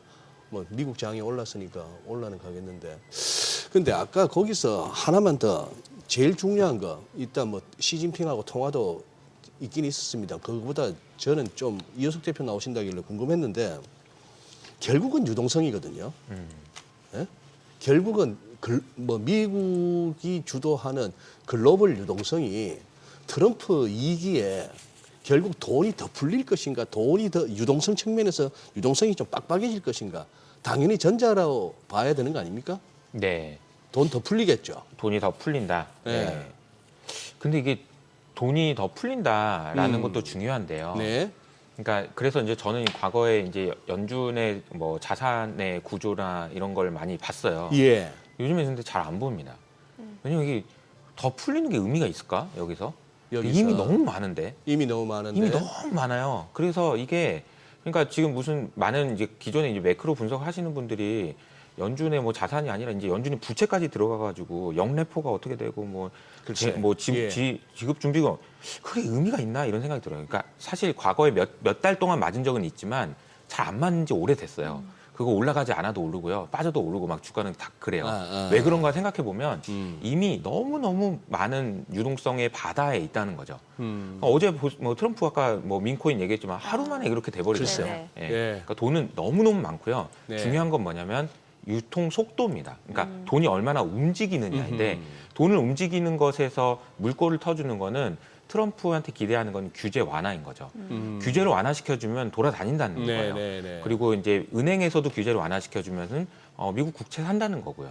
그러니까 그 부분을 초점을 맞춰야 되지 않을까라고 생각합니다. 돈의 양이 아니고 유통 속도, 그리고 사람들의 심리, 투자 심리 이런 부분들을 어떻게 매니지할 것인가. 그거는 결국 규제로 해결한다 이렇게 보시는 게 맞죠. 지금 초과 지준으로 쌓여 있는 법정 이만큼 지불 준비금으로 준비하세요. 보다도 더 필요 이상으로 쌓아두는 게 초과 지준 아닙니까? 네네네. 그게 어쨌거나 양적 완화 이후에 같이 막 늘었고, 그렇죠. 영래포도 늘었고, 영래포는 네. 거의 이제 뭐 원위치 하다시피 했지만 이 초과 지준이 줄어들면 초과 지준 이게 논리가 맞나요? 은행이 대출을 갑자기 늘리면은 네. 그래도 초과 지준은 그대로 유지되나요?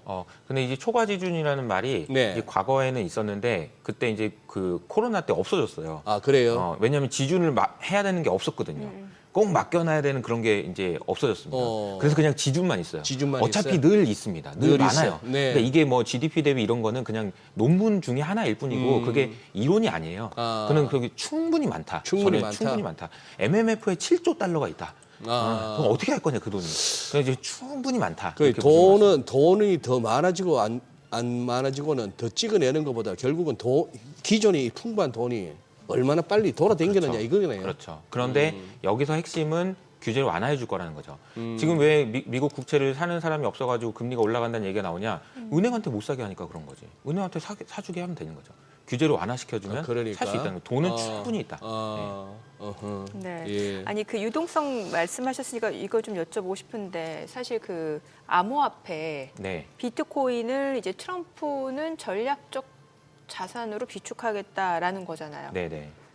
그럼 어떻게 되는 거예요? 이쪽 크립토 쪽으로 자금이 조금 더 유통 속도도 빨라지고 네. 이쪽에 대한 좀 선호도도 높아지는 거 아니에요? 그렇죠. 비트코인의 시가총액이 2조 달러가 넘었고요. 2조 달러. 코스피를 훌쩍 넘었습니다. 예. 아 코스피를 넘어. 네, 코스피를 훌쩍 넘었고요. 뭐 리플이라는 코인 있죠? 리플 이 예. 코인이 0.2조 달러가 넘었고요. 이러면 골드만삭스를 넘었습니다.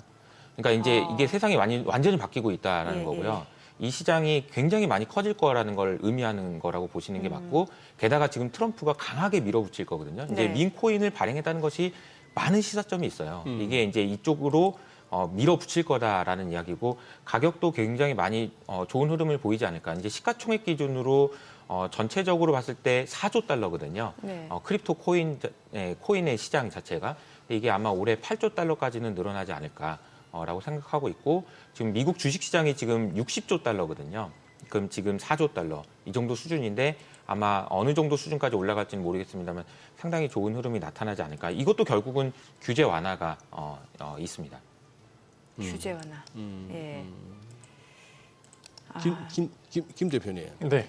보니까 이것도 있네요. 저는 이번에 이거 질문지 보고 알았는데 아니 지금 이 빅테크 건물들이 어쨌거나 트럼프 당선인하고 한번 줄대 보려고 말 안 하고 막 찾아가고 막 기부도 하고 말도 예쁘게 하고 이러는데 아니 엔비디아 젠슨 황이 설에 중국에서 설을 보낸다고 취임식 안 간다고요? 이건 뭐 특별히 의미를 둘 만한 일인가요? 아니면 뭐 그럴 수도 있는 일인가요, 이거?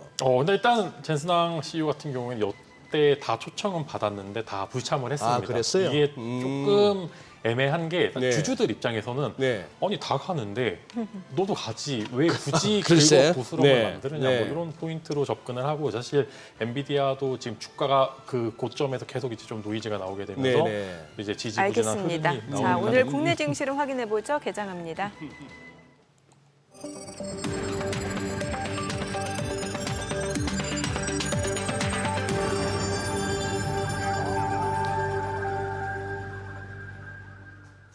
네, 1월 20일 월요일 국내 증시 개장했습니다. 이제 오늘 밤, 우리 시간으로 오늘 밤 이제 새벽이죠. 트럼프 당선인 취임식이 있게 됩니다. 그에 앞서서 뭐 지금 마가 승리 집회가 한창 진행 중이고 또 트럼프 당선인의 연설도 있었고 뭐 관련해서 여러 가지 이슈들이 나오고 있는 상황이고 그 전에 이제 미증시 같은 경우 3대 지수 트럼프 랠리를 다시 한번 보여주는 듯한 모습이었습니다. 많이 올랐습니다. 또 필라델피아 반도체 지수도 많이 올랐죠. 오늘 국내 증시 어떤 출발 나타내는지 지수부터 체크해 보겠습니다. 코스피입니다. 지금 0.4% 올라갑니다. 2,533포인트, 코스닥도 0.4% 오름세네요. 727포인트입니다. 양시장 상승 출발 보여주고 있고요. 시가총액 상위 종목 시초가 보도록 하겠습니다. 오늘 삼성전자가 지금 보합권이네요. 53,700원, SK하이닉스는 1.4% 올라갑니다. 21만 7,500원이고 LG 에너지솔루션 1% 상승합니다. 35만 4,000원, 삼성바이오로직스가 1.38% 올라갑니다. 102만 8,000원이고요. 현대차는 0.7% 하락합니다. 21만 원. 기아가 지금 0.1% 약보합권으로 10만 1,400원. 셀트리온이 지금 약보합 17만 9,800원. 삼성전자 우선주가 0.3% 올라갑니다. 4만 4,000원이고요. KB금융 지금 보합권으로 8만 8,500원. 네이버가 0.48% 떨어집니다. 20만 8,000원에 거래되고 있습니다. 코스닥 시가총액 상위 종목 시초가도 보도록 하겠습니다. 오늘 알테오젠이 1% 올라갑니다. 지금 반등 보여주고 있는데 31만 1,000원이고요. 에코프로비엠이 2% 이상 올라갑니다. 13만 3,100원 선에서 움직임 이어지고 있고요. 또 HLB는 지금 강보합으로 7만 8,000원, 에코프로가 1.6% 올라갑니다. 6만 3,300원이고요. 레인보우 로보틱스가 1% 올라가면서 사흘 연속 강세 흐름 보여줍니다. 26만 4,000원. 그리고 리가켄바이오는 0.6% 떨어집니다. 12만 700원이고요.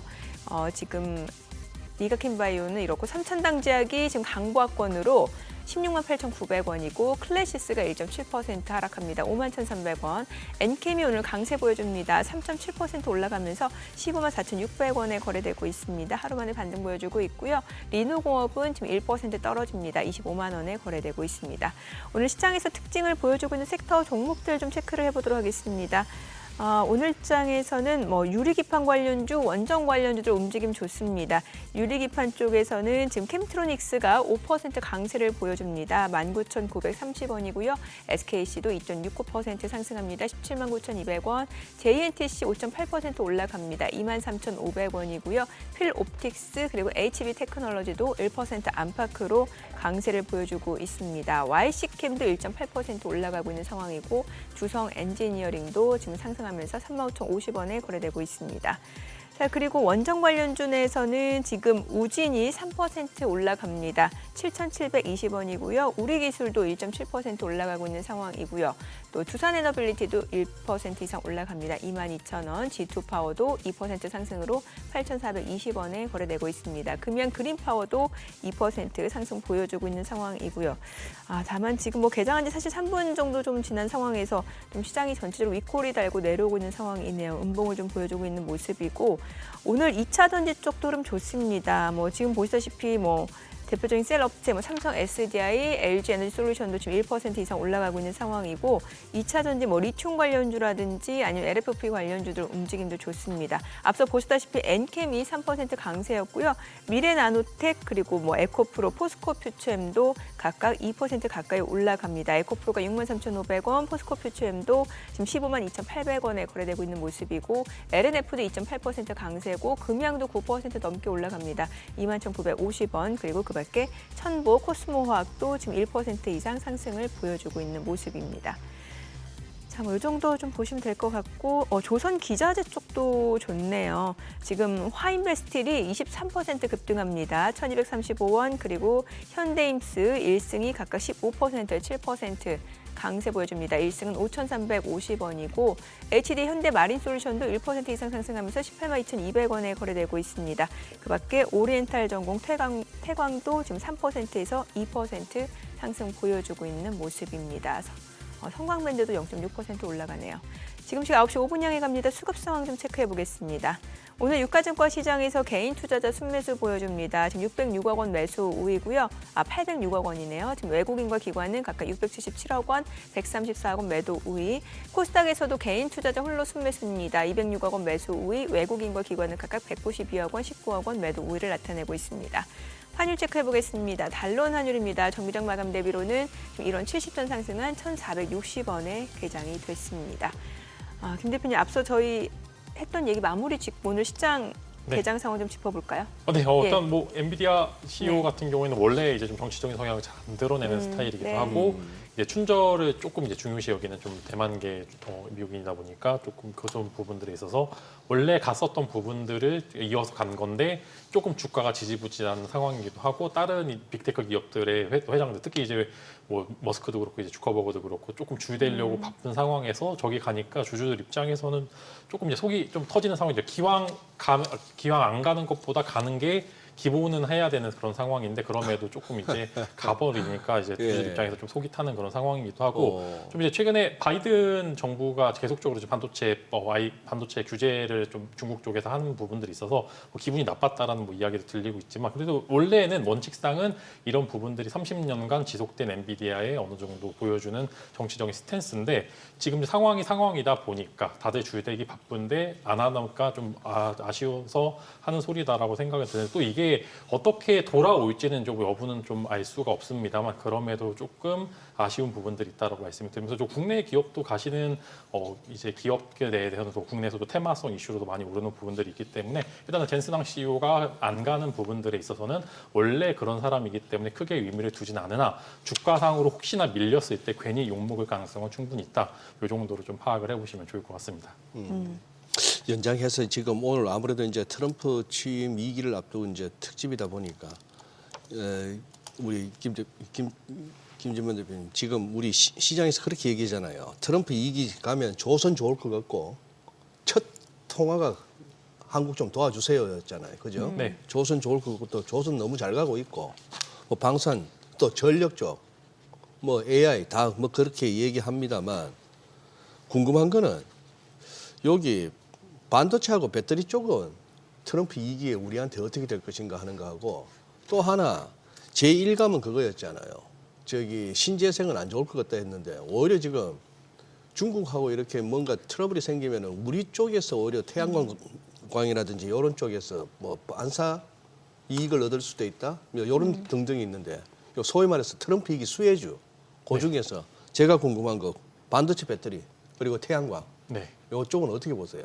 일단은 반도체 같은 경우에는 미국에서 생산하는 그런 여러 가지 자원들에 대해서는 밀어줄 생각은 있습니다만 그럼에도 공장이 외국계에 있는 TSMC나 삼성 같은 경우에는 그래도 국내 투자를 이제 미국 쪽 내에서 계속적으로 투자를 집행하면은 보조금 자체가 줄 수는 없습니다. 왜냐하면 기업들이 투자를 하려면 어느 정도 당근도 주어줘야 되는 상황인데 그럼에도 이전만큼 바이든 정부만큼 적극적으로 대처하지 않고 수요에 맞춰서 하는 정도로 생각을 해보시면 좋을 것 같고요. 어느 정도 이제 트럼프 대통령 집권 이후의 시기가 주가가 좀 반영이 되는 부분들이 있습니다. 어느 정도 축소에 대한 영향을 반영된 부분들이 있다. 여기서 아까 이제 말씀드린 것처럼 더 주면 좋고 더 안 준다 하더라도 뭐 투자를 집행 안 하면 되는 부분들이 있습니다. 네. 이미 어느 정도 과투자인 상황입니다. 삼성전자도 그렇고 하이닉스도 그렇고 삼성전자는 너무나 과투자인 상황이고 하이닉스는 조금 덜 투자하는 그런 상황이기 때문에 스탠스 상황에 맞춰서 조금 이제 왔다 갔다 하는 그런 상황이 있을 것으로 전망이 되고요. 지금 이제 2차 전지 배터리 쪽 이제 궁금하셔서 이어서 이제 제가 대답을 드리면은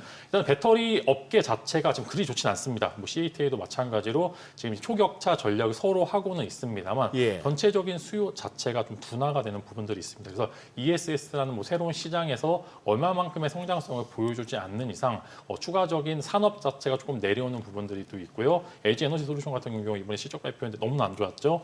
이미 업황 자체가 꺾인 상황에서 추가적으로 보조금을 줄 만한 여러 가지 이슈들이 좀 제한이 되고 이미 집행한 투자 정도로만 마무리가 된다라고 하면은 이제 경쟁력을 보여줘야지. 보조금 없이 2차 전지 쪽에서 얼마만큼의 경쟁력, 그다음에 시장 파이에서 CATL의 점유율을 가져오는지 여부가 좀 중요할 것으로 생각이 되고요. 그러니까 2차 전지 쪽은 유럽향이 얼마만큼 매출이 나오는지 중요합니다. 지금 이제 원래는 유럽이 중국 쪽과 좀 협업을 많이 하면서 CATL이 유럽 쪽 매출이 많이 나오는데 이게 최근에 많이 틀어졌습니다. 중국과 유럽 간의 사이가 많이 틀어지게 되면서 제한이 된다라고 하면 국내 업체들이 얼마만큼 수혜를 받으면서 올라가는지 헝가리 쪽에 공장들이 많이 들어서 있는데 그쪽에서 얼마만큼 성장성을 보여주는지 여부가 좀 중요하다라고 말씀을 드리겠고요.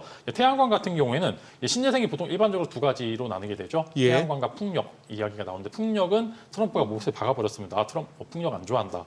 그리고 실제로 이제 트럼프 대통령 같은 풍력 에너지를 그렇게 좋아하지 않고요. 예전에 이제 뭐 1년에 이야기 나왔던 부분들은 골프장에 풍력 발전소가 보여서 별로다라는 그런 이제 SNS 글도 올라오는 만큼 풍력에 대해서는 그리 좋지 않은 시선을 보여주고 있는 건 맞는데 태양광 같은 경우에는 태양광 가격 패널 가격들이 엄청나게 떨어졌었던 이유들이 중국산 저가 공세가 이제 택갈이라고 그러죠. 외국에서 다른 인도네시아 쪽으로 수출이 돼서 거기서 택이 갈려서 인도네시아 산으로 둔갑이 돼서 좀 덤핑 물량들이 많이 나오게 되면서 택갈이 라벨갈이 라벨갈이 근데 이거 쓰이는 단어니까 일단 보시면서 이제 그런 부분들 덤핑 물량들이 많이 나오게 되면서 국내 업체들이 좀 피해를 많이 받았는데 이것을 우회하는 물량마저 관세로 제한을 해버리게 된다라고 하면은 이미 하나솔루션을 비롯해서 국내 태양광 업체들이 미국 쪽에 많이 진출해 있는데 어느 정도 가격 방어가 이루어지게 되면서 이제 영업이익이 좀 올라가는 그런 좋은 상황이다라고 말씀을 드리려고 하고요. 일반적으로 태양광 패널 같은 경우에 최근에 ESS 즉 이제 전력 장치의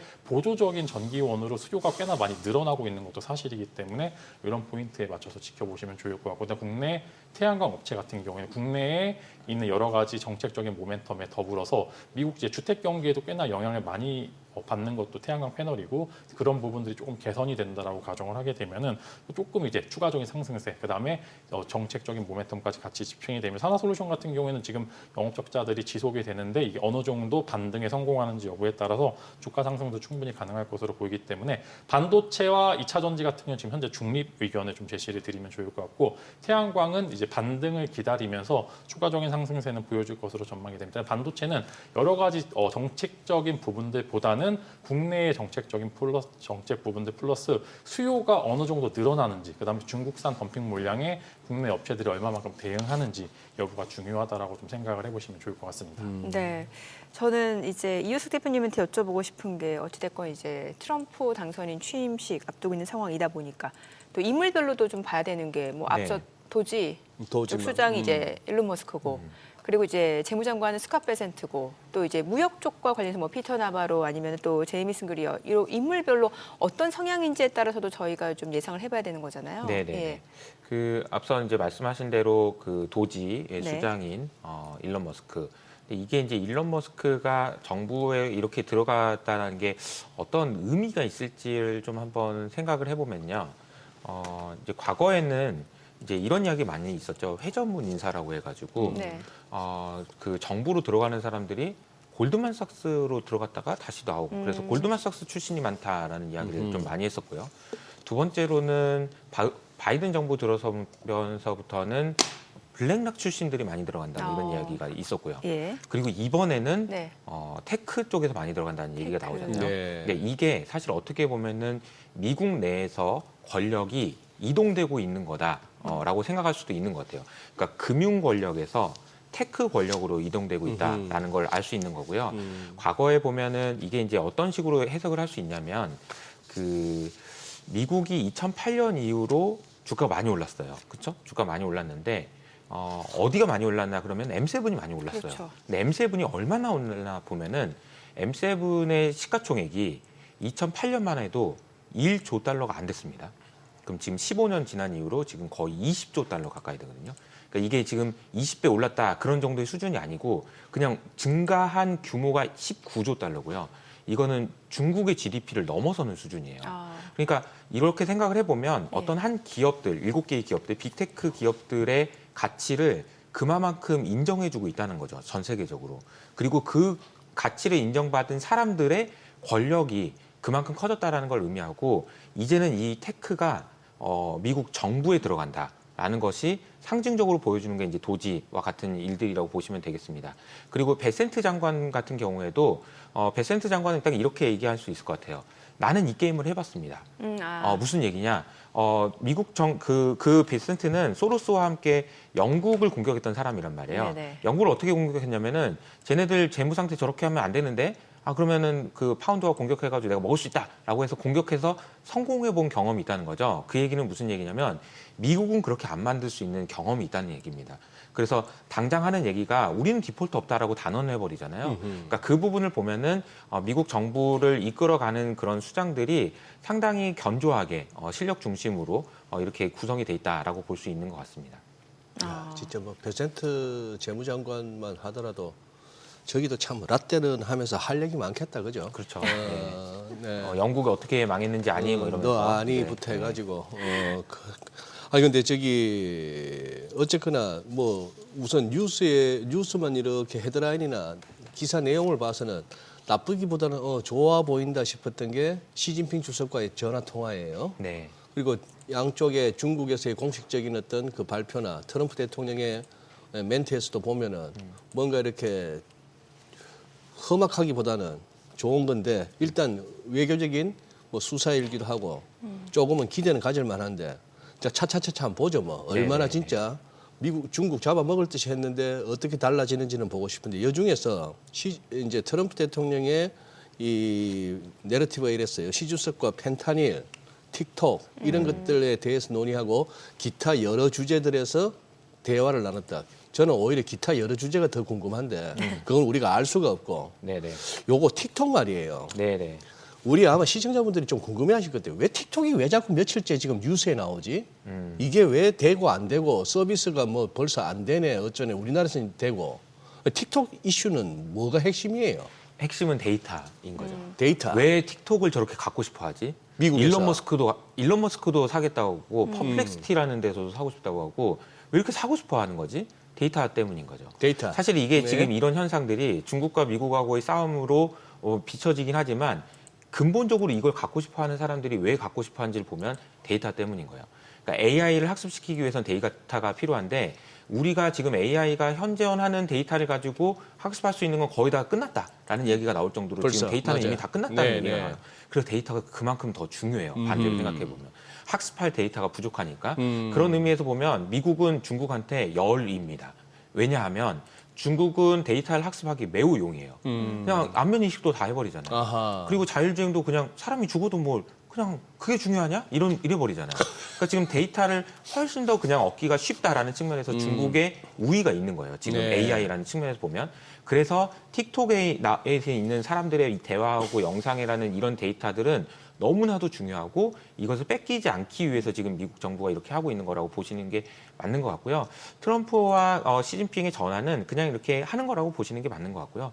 뭐 전화한다고 해서 화해하고 뭐 이런 거를 기대하시기보다는 전면전이 지금 벌어지고 있습니다. 그래서 중국에서는 이제 초한전이라고 얘기하잖아요. 그러니까 초월했다. 전쟁의 범위를 초월했다라는 얘기가 나올 정도로 한계를 초월했다는 모든 의미의. 모든 범위를 해서 지금 전쟁이 진행되고 있다라고 보시는 게 맞지 않나라고 생각합니다. 네, 좀 다른 얘기일 수는 있겠습니다만 데이터가 굉장히 중요해지다 보니까 그래서 사실 미국에서 팔란티어 테크가 아마도 주가에 그런 부분이 좀 반영된 게 아닌가라는 생각이 들어요, 사실은. 그렇죠. 팔란티어는 아마 이제 도지에서도 정말 네. 많은 일을 할 것 같고요. 네. 예, 그래서 올해 진짜 많이 기대가 되는 그런 기업이긴 하죠. 네. 네.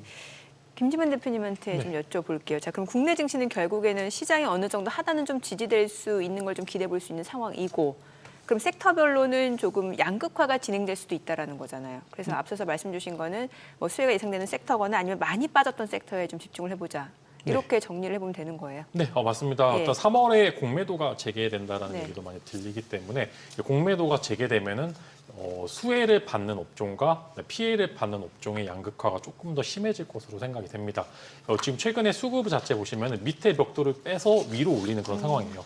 어느 한쪽 섹터가 오르려면은 올라간 다른 섹터에서 돈을 빼서 올라가는 그런 수급 상황을 보여주는 모습들이 많기 때문에 이제 그런 부분들이 아예 수혜 섹터와 비수혜 섹터가 명확하게 이제 나오게 되면서 오르는 섹터는 초과적인 유동성의 공급이 되면서 더 올라가고 빠져야 될 섹터는 조금 빠져야 되는. 사실 이제 주식이라는 게 빠져야 되는 섹터가 나와야지만 수급이 다른 쪽으로 좀 이동하는 부분들이 많았는데 지금 이제 공매도가 제한이 되면서 외국인들이 선물 매도만 이제 치다 보니까 전체적인 지수가 같이 그냥 끌어내리는 그런 부분들이 많았습니다. 근데 3월이 되면은 이제 수혜 섹터 이제 어느 정도 실적이 올라가고 올해 혹은 내년까지 어느 정도 상방 곡선이 유지가 되는 섹터에 대해서는 아마 조금 더 올라갈 것으로 전망이 되고 그 수혜 섹터가 공매도 수혜 섹터가 오히려 조선이나 지금 원전 기자재 이런 쪽으로 이제 전력 기자재 쪽으로 보시게 되면은 아마 더 올라가게 될 가능성이 굉장히 크고 최근 리포터들이 나오고 있는 게 많이 올랐다라고는 하지만 이게 끝은 아닐 거다라는 그런 얘기들도 많이 나오고 있습니다. 그렇기 때문에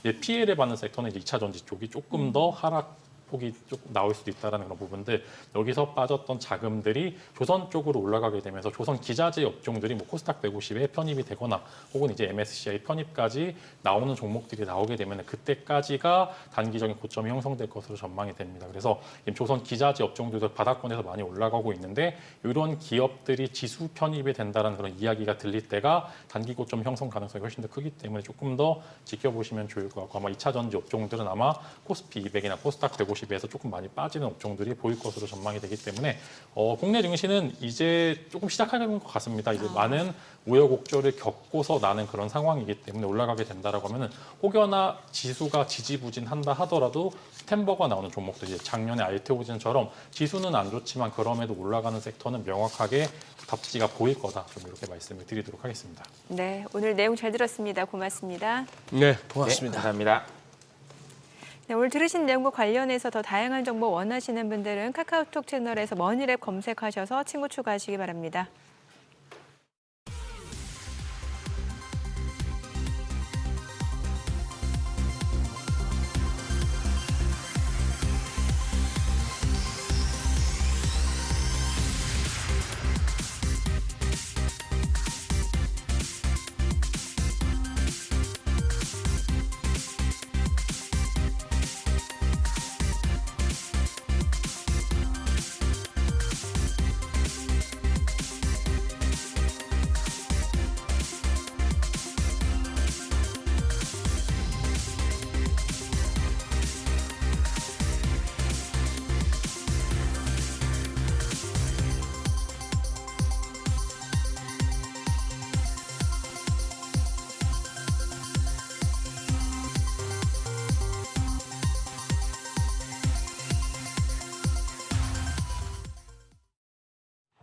이 시각 시황입니다. 국내 증시 양대 지수 상승 중입니다. 전 거래일에는 트럼프 경계감에 코스피 쪽이 좀 다소 약했는데 오늘은 반등하고 있습니다. 0.38% 오름세로 2,533포인트 가리키고 있고요. 코스닥 강보합입니다. 725선에서 움직임 보여주고 있습니다. 수급 상황 보겠습니다. 유가증권 시장 오늘은 외국인이 좀 팔자세를 보여주고 있습니다. 902억 원 매도 우위 기록 중이고요. 반면에 기관은 83억 원 순매수, 더불어서 개인 역시도 730억 원 매수 우위 기록 중입니다. 코스닥 시장입니다. 코스닥 시장에서는 양 매도가 나오고 있습니다. 외국인이 603억 원의 팔자 포지션 취하고 있고 기관도 금액은 소폭이지만 100억 원 가까이 매도 우위 기록 중입니다. 개인만 홀로 676억 원 순매수하고 있습니다. 등락률 상하위 업종 보겠습니다. 오늘은 화학과 전기 제품, 비철금속 업종이 강합니다. 반면에 에너지 장비와 서비스, 자동차, 화장품 업종은 하락폭이 큰 것으로 집계되고 있습니다. 그럼 시장을 주도하는 테마 종목별 시세 체크하겠습니다. 오늘 유리기판 관련주가 올라갑니다. 우리가 쉬는 사이에 뉴욕 증시에서 필라델피아 반도체 지수가 3% 가까이 올랐죠. 엔비디아는 바클레이즈가 새로운 블랙웰이 막대한 매출 증가를 가져올 것이라며 목표 주가를 상향 조정하자 주가가 강세를 보였었는데요. 반도체 쪽이 좋다 보니 연관해서 새로운 기술로 주목받고 있는 유리기판 섹터가 움직입니다. 캠트로닉스가 8.65% 강세로 거래가 26,600원이고요. JNTC가 지금 12% 넘게 시세 분출하고 있습니다. 거래가 24,850원. 그 밖에 FNS테크가 5.47% 강세로 거래가 1,790원이고요. SKC도 1% 넘게 올라갑니다. 17만 6,400원에 거래되고 있습니다. 그리고 HB테크놀로지도 5.59% 상승세 시현하며 거래가 2,745원입니다. 2차 전지 관련주도 상승세 기록 중입니다.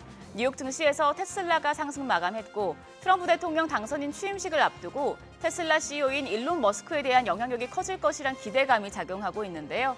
관련주 내에서는 금양이 6.2% 강세, 코이즈가 4% 가까이 올라갑니다. 1,539원에 거래되고 있고요. 솔루스 첨단 소재가 오늘 20% 넘는 시세 분출하고 있습니다. 현재 거래가 11,020원으로 집계됩니다.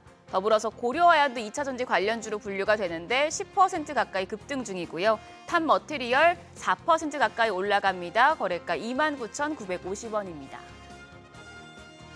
조선 기자재 섹터 전 거래일 시간외 거래에 이어서 올라갑니다. 미국 무역대표부가 중국이 조선과 해운 산업에서 불공정하게 경쟁해서 미국 경제에 피해를 주고 있다며 대응 조치를 예고하자 반사수의 기대감이 커진 영향인데요. 조선 기자재 쪽에서는 화인베스틸이 20% 가까이 급등 중입니다. 1,194원에 거래되고 있고요. 현대임스가 14.3%, 14% 가까이 상승하면서 21,400원. 그 밖에 일승과 오리엔탈 전공 3%대 오름세 보여주고 있습니다. 대창솔루션도 1% 가까이 오름세 유지 중입니다. 마지막은 원자력 발전 관련주입니다. 지난주 한국수력원자력과 미국 웨스팅하우스가 지식재산권 분쟁을 종결하기로 합의했다는 소식에 신규 원전 수출 기대감이 커지며 원전주가 시세를 냈었는데요. 트럼프 미국 대통령 당선인의 취임을 앞두고 트럼프의 친원전 정책으로 국내 기업들이 기회를 찾을 수 있다는 긍정적인 전망이 나오면서 주목받고 있습니다. 다만 장 초반 대비해서 상승폭을 많이 축소시킨 상황인데요. 현재 우진이 3% 가까이 오르고 있고 휴림로봇이 1.3% 강세, 대창솔루션도 0.3%, 우리기술이 1% 가까이 올라가고요. S&W는 보합권으로 지금 거래되고 있습니다. 오늘은 시장 트럼프 2기 행정부에 대한 기대감으로 뉴욕 증시 따라 올라가고 있습니다. 장중에 상승세 계속해서 이어갈 수 있을지 지켜보시죠. 지금까지 시장 상황 전해드렸습니다. 서학개미 브리핑입니다. 지난 한 주간 서학개미의 거래 내역 살펴보시죠. 먼저 5위는 테슬라의 하루 수익률을 2배로 따르는 TSLR, 그리고 테슬라가 1위에 올랐습니다. 지난주 테슬라의 주가는 롤러코스터를 탔는데요. 중국에서 신형 모델 Y가 인기를 끌고 있다는 소식이 주 초반 상승세를 견인했습니다. 또한 모건 스탠리가 테슬라의 목표 주가를 $430로 상향 조정한 점도 힘을 보탰는데요. 로보택시의 잠재력을 바탕으로 최대 $800까지도 상승할 수 있다고 전망했습니다. 그러나 사이버트럭의 가격을 할인하면서 판매 부진에 대한 우려로 주가가 급락하기도 했는데요. 하지만 또 머스크의 틱톡 인수 소식이 주가를 다시 끌어올렸죠. 이처럼 악재와 호재가 반복하는 와중에도 테슬라는 계속 건재한 흐름을 보이고 있는데요. 이에 서학개미가 차익 실현에 나선 것으로 풀이됩니다. 4위는 리게티 컴퓨팅입니다. 양자 컴퓨터는 빅테크 CEO들의 발언에 주가가 움직이는 모습입니다.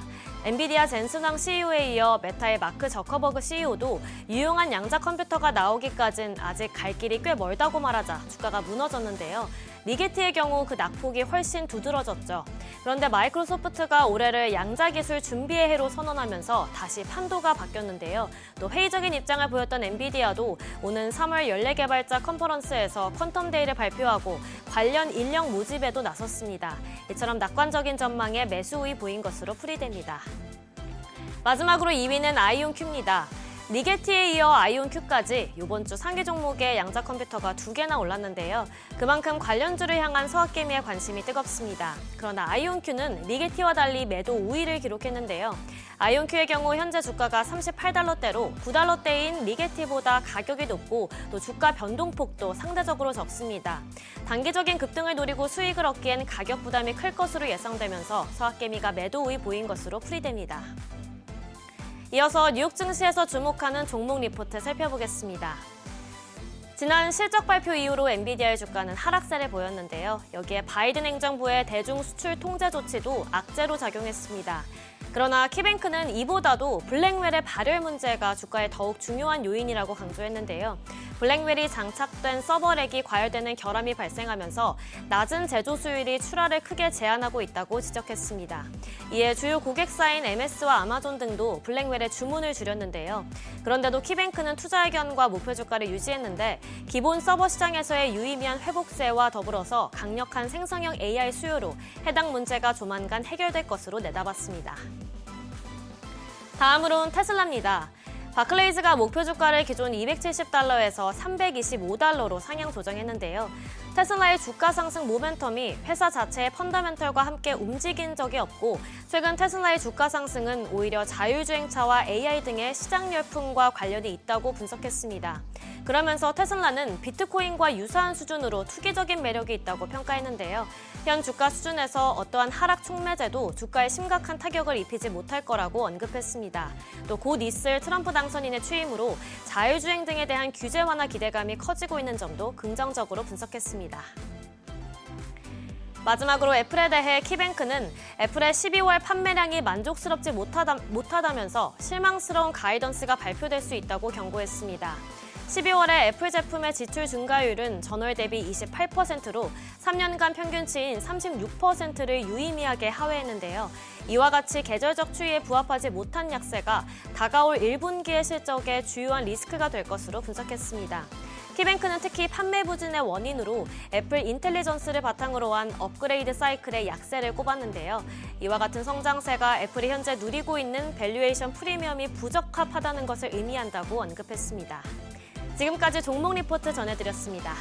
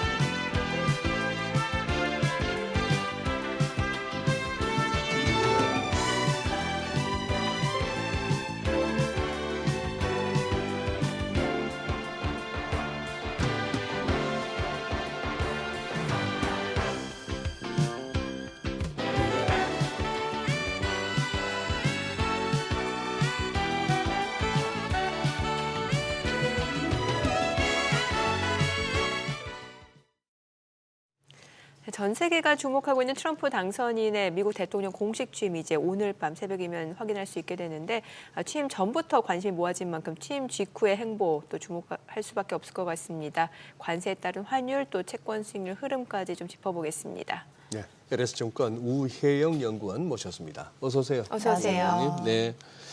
자, 이제 우리 우 연구원님 보시기에는 어떠세요? 오늘 행정명령 몇 개 나올 것 같습니까? 취임 이후에. 그래도 한 3-4개 정도는 나와도 되지 않을까요? 서너 개 정도는. 네, 서너 개. 저도 그게 바람직하다고 보는데 네. 하도 뭐 미국 일부 언론에서 오늘 막 100개 정도 그랬더니만 또 트럼프 대통령이 뭐 그 정도 범주는 될 거야 했는데 아우 제발 저는 뭐 우 연구원님 말씀 맞다나 장사란다. 뭐 대통령직 하루 이틀 하고 말 것도 그러니까요. 아닌데 네. 하루에 100개를 내놓으면 우리가 어떻게 분석을 하며 그죠? 네. 서너 개씩 해서 차분차분 좀 차근차근 따라가는 게 좋은데 예. 지금 그러면 이제 아마 첫날 그래도 관세 관련해서 뭐가 나오겠죠?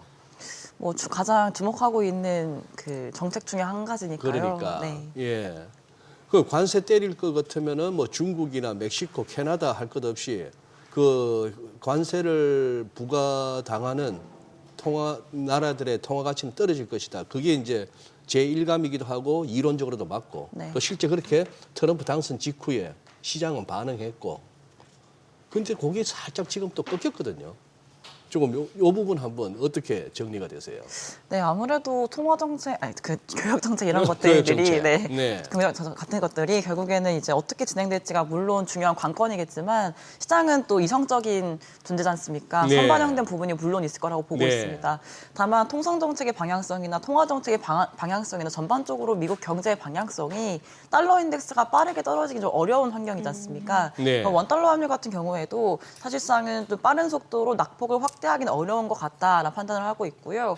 한국은행에서도 지금 우려하고 있는 것들이 지금 원달러 환율이 치솟아가는 그림보다는 좀 고환율 레벨이 장기화될 가능성에 대한 우려를 조금 더 하고 있는 것이 아닌가 판단하고 있습니다.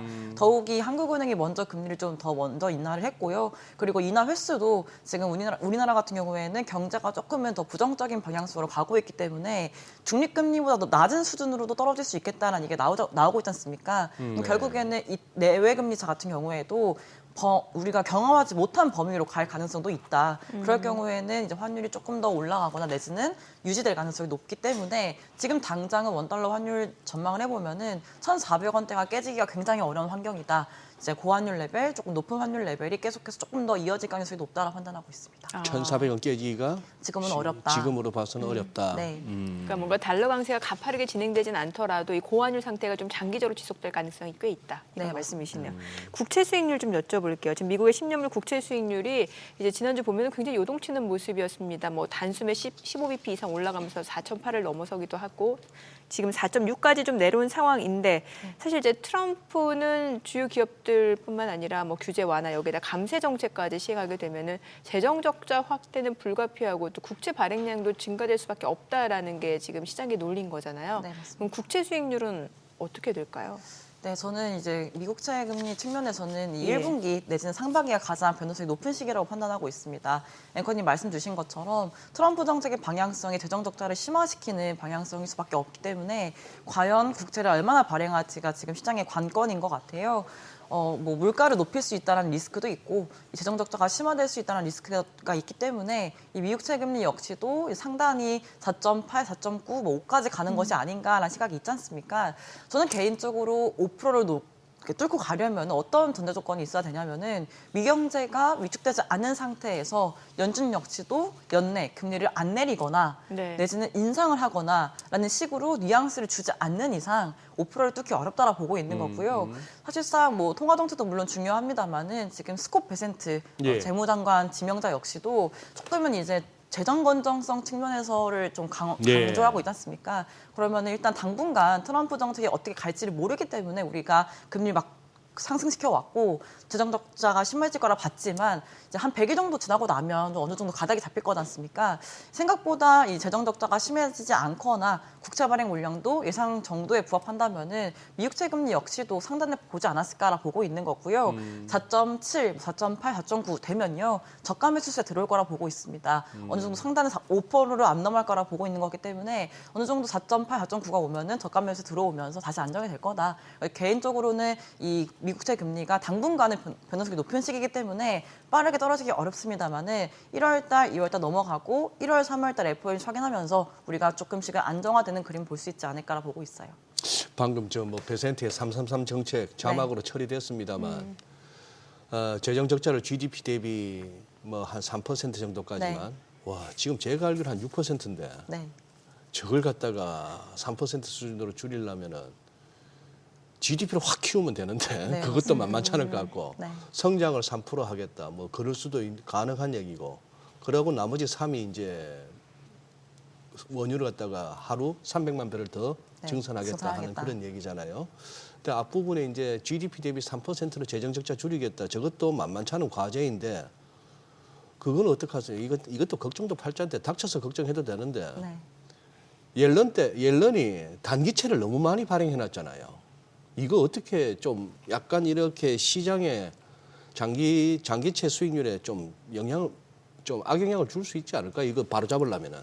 네, 보통 저희가 국채 발행 물량을 보시면요. 네. 그러니까 위기가 닥치거나 갑작스러운 재정 지출을 해야 될 때 네. 단기채를 급격하게 많이 발행을 해서 네. 재정적인 대응을 하고 정상화를 시키는 움직임이 보통 우리가 보는 정상적인 그림입니다. 네. 저희 코로나 때도 보시면요. 단기채가 급격하게 발행이 됐었고 이제 또 그 이후에는 조금씩 그 발행 물량이 본드나 뭐 그 트레저리 노트 이쪽으로 많이 넘어오거든요. 그래서 지금은 발행 그 듀레이션이나 발행 만기를 보시면은 이전보다 많이 올라온 상태이기 때문에 사실상 이제 과거에 비해 봤을 때 물량 측면에서는 더 크긴 하죠. 근데 이제 비중 측면에서는 점차 조금씩 이제 중장기초로 와야되는 게 정상적인 모습이라고 판단하고 있고요. 예. 그래서 TBL 발행 물량이 늘어나고 급격하게 줄어들고 물론 문제가 되겠습니다만은 T빌은 1년 미만이기 때문에 또 1년 내에 또 해소가 되고 또 이렇게 넘어갈 수 있는 부분이고요. 그리고 지금 뭐 트럼프 행정부의 이 앞으로의 방향성이 감세 정책도 많기 때문에 또 우려가 되는 부분도 있습니다만 앞서 말씀 주신 네. 것처럼 스콧 베센트 지명자의 얘기처럼 3%의 GDP 성장 나온다면 사실 문제는 안 될 수가 있어요. 생각보다 성장이 다른 나라 대비해서 견조하게 나온다는 거는 미국 내에서는 정말 강점으로 언급할 수 있는 부분이라고 보거든요. 그리고 GDP 대비해서 3%라는 거는 GDP도 계속 성장하는 또 하나의 그 지표지 않습니까? 예. 그리고 올해 침체라든지 뭐 갑작스러운 위축을 전망하기 어려운 환경이기 때문에 성장이 나와주는 환경이라면 이제 지금 지명자의 의지도 조금씩 재정을 건전화하는 의지라면은 시간은 걸릴 수 있겠습니다만은 GDP 대비해서 4%까지 줄이는 움직임들이 트럼프 임기 내에는 만들어지지 않을까라고 보고 있어요. 네. 이번 주 그 일본 그 BOJ 통화 정책 예정되어 있는데 이제 뭐 금리 인상을 과연 언제 할 거냐 이게 이제 시장의 관심이었던 것 같은데 지금 의견이 좀 분분한 것 같습니다. 뭐 일각에서는 이번은 그냥 동결하고 뭐 3월 달에 금리 인상 가능성이 있다. 뭔가 트럼프의 눈치를 볼 수밖에 없다라는 거잖아요. 어떨까요? 네, 일리가 있는 말씀인 것 같아요. 지금 트럼프 행정부의 정책 방향성이 나와 있긴 하지만 예. 실제로 이게 어떠한 경제적 영향을 줄지는 불확실한 상태이고요. 그리고 앵커님 말씀 주신 것처럼 행정명령을 얼마나 빠르게 예. 가져갈지 그리고 어떤 속도로 관세를 부과할지 이런 모든 것들이 지금 불투명하게 있지 않습니까? 지금 이제 BOJ 같은 경우에도 금리 인상에 대한 의지는 굉장히 높습니다. 네. 우에다 총재라든지 히미노 부총재라든지 금리 인상에 대한 필요성 내지는 임금 인상에 대한 긍정적인 움직임 이런 것들을 계속해서 언급을 해오면서 1월 달 BOJ에서도 금리 인상 논의를 하겠다는 얘기를 했거든요. 그러면 시장에서는 이런 생각을 하겠죠. 1월에 할 수도 있겠다. 근데 지금 말씀 주신 것처럼 트럼프 정책 방향성을 고려했을 때 조금 눈치를 보고 3월에 하지 않겠는가. 저 역시 동일하고 있는 부분이 있습니다. 일본에서 가장 중요하게 생각을 하고 있는 부분이 어떤 거냐면요. 임금이 인상을 해서 그 소득이 많이 올라가고 소득이 많이 올라가서 소비를 많이 하고 소비를 많이 해서 기업들의 이익이 늘어나고 또 기업들이 고용을 많이 하고 또 임금도 늘어나고 이런 식으로 경제가 선순환되기를 원하고 있는데 지금 가장 큰 중요한 요인인 임금 인상이 2, 3년 내에 계속 이루어지고 있다는 게 굉장히 고무적인 부분이거든요. 그래서 앞으로 이 임금 인상이 올해 어떻게 될지는 3월 달, 4월 달에 시작되는 춘투에서 확인을 할 수가 있는 부분이기 때문에요. 물론 기업 관계자들이 올해 임금 인상도 긍정적일 것이다 얘기하고 있긴 하지만 실제로 어떻게 진행될지는 3월, 4월 달에 알 수 있는 거거든요. 그래서 1월 달 금정 회의보다는 네. 3월 달 회의에서 이제 금리 인상을 좀 단행할 수 있지 않을까라 보고 있는 거고요. 그러면 우리가 왜 BOJ 인사들이 인상에 대한 얘기를 하고 있는가? 7월 달에 금리 인상 생각해 보시면요. 충격적인 인상이라고 판단을 하고 있습니다. 네네. 8월 달 초에 미국 고용 보고서 쇼크가 났고 7월 달 말에 BOJ에서 금리를 인상하면서 엔크리 청산이 얘기가 네, 많이 그랬었죠. 나왔고요. 이제 네. 블랙 먼데이라고 해가지고 네. 8월 초에 급락을 했지 않습니까? 그때 왜 그런 현상이 발생했냐면은 예상치 못했던 결정이었기 때문이라고 예상치 판단하고 못했다. 있습니다. 네. 근데 지금은 1월일지 3월일지 인상을 할 건데 언제일지에 대한 불확실성 정도이기 때문에 이번 인상 같은 경우에는 물론 일본 경제 측면에서는 중요한 역할이긴 하겠지만 글로벌 시장 측면에서는 그렇게까지 크게 영향이 없지 않을까라고 분석을 하고 있어요. 그러니까 네. 말씀하신 그거 진짜 시장에서는 그게 중요하더라고요. 예상 네. 못했는데 뭐가 툭 튀어나오면은 그렇죠. 충격이 크고 그렇죠. 한번 맞아보면은 또 견딜만 하고 네. 그렇죠. 한번 잡아본 손은 또 언제든지 잡을 수 있고. 네. 요것도 우리 국내 얘기 가기 전에 짧게라도 한번 우리 우 연구원님의 견해를 듣고 싶은데 자꾸 이렇게 시장에 뭔가 이렇게 좀 공포감을 조성하는 기사들 중에 나오는 얘기가 그거예요. 최근에 국채 수익률이 한 4.8 뭐 이 정도 막 올라오고 하니까 네.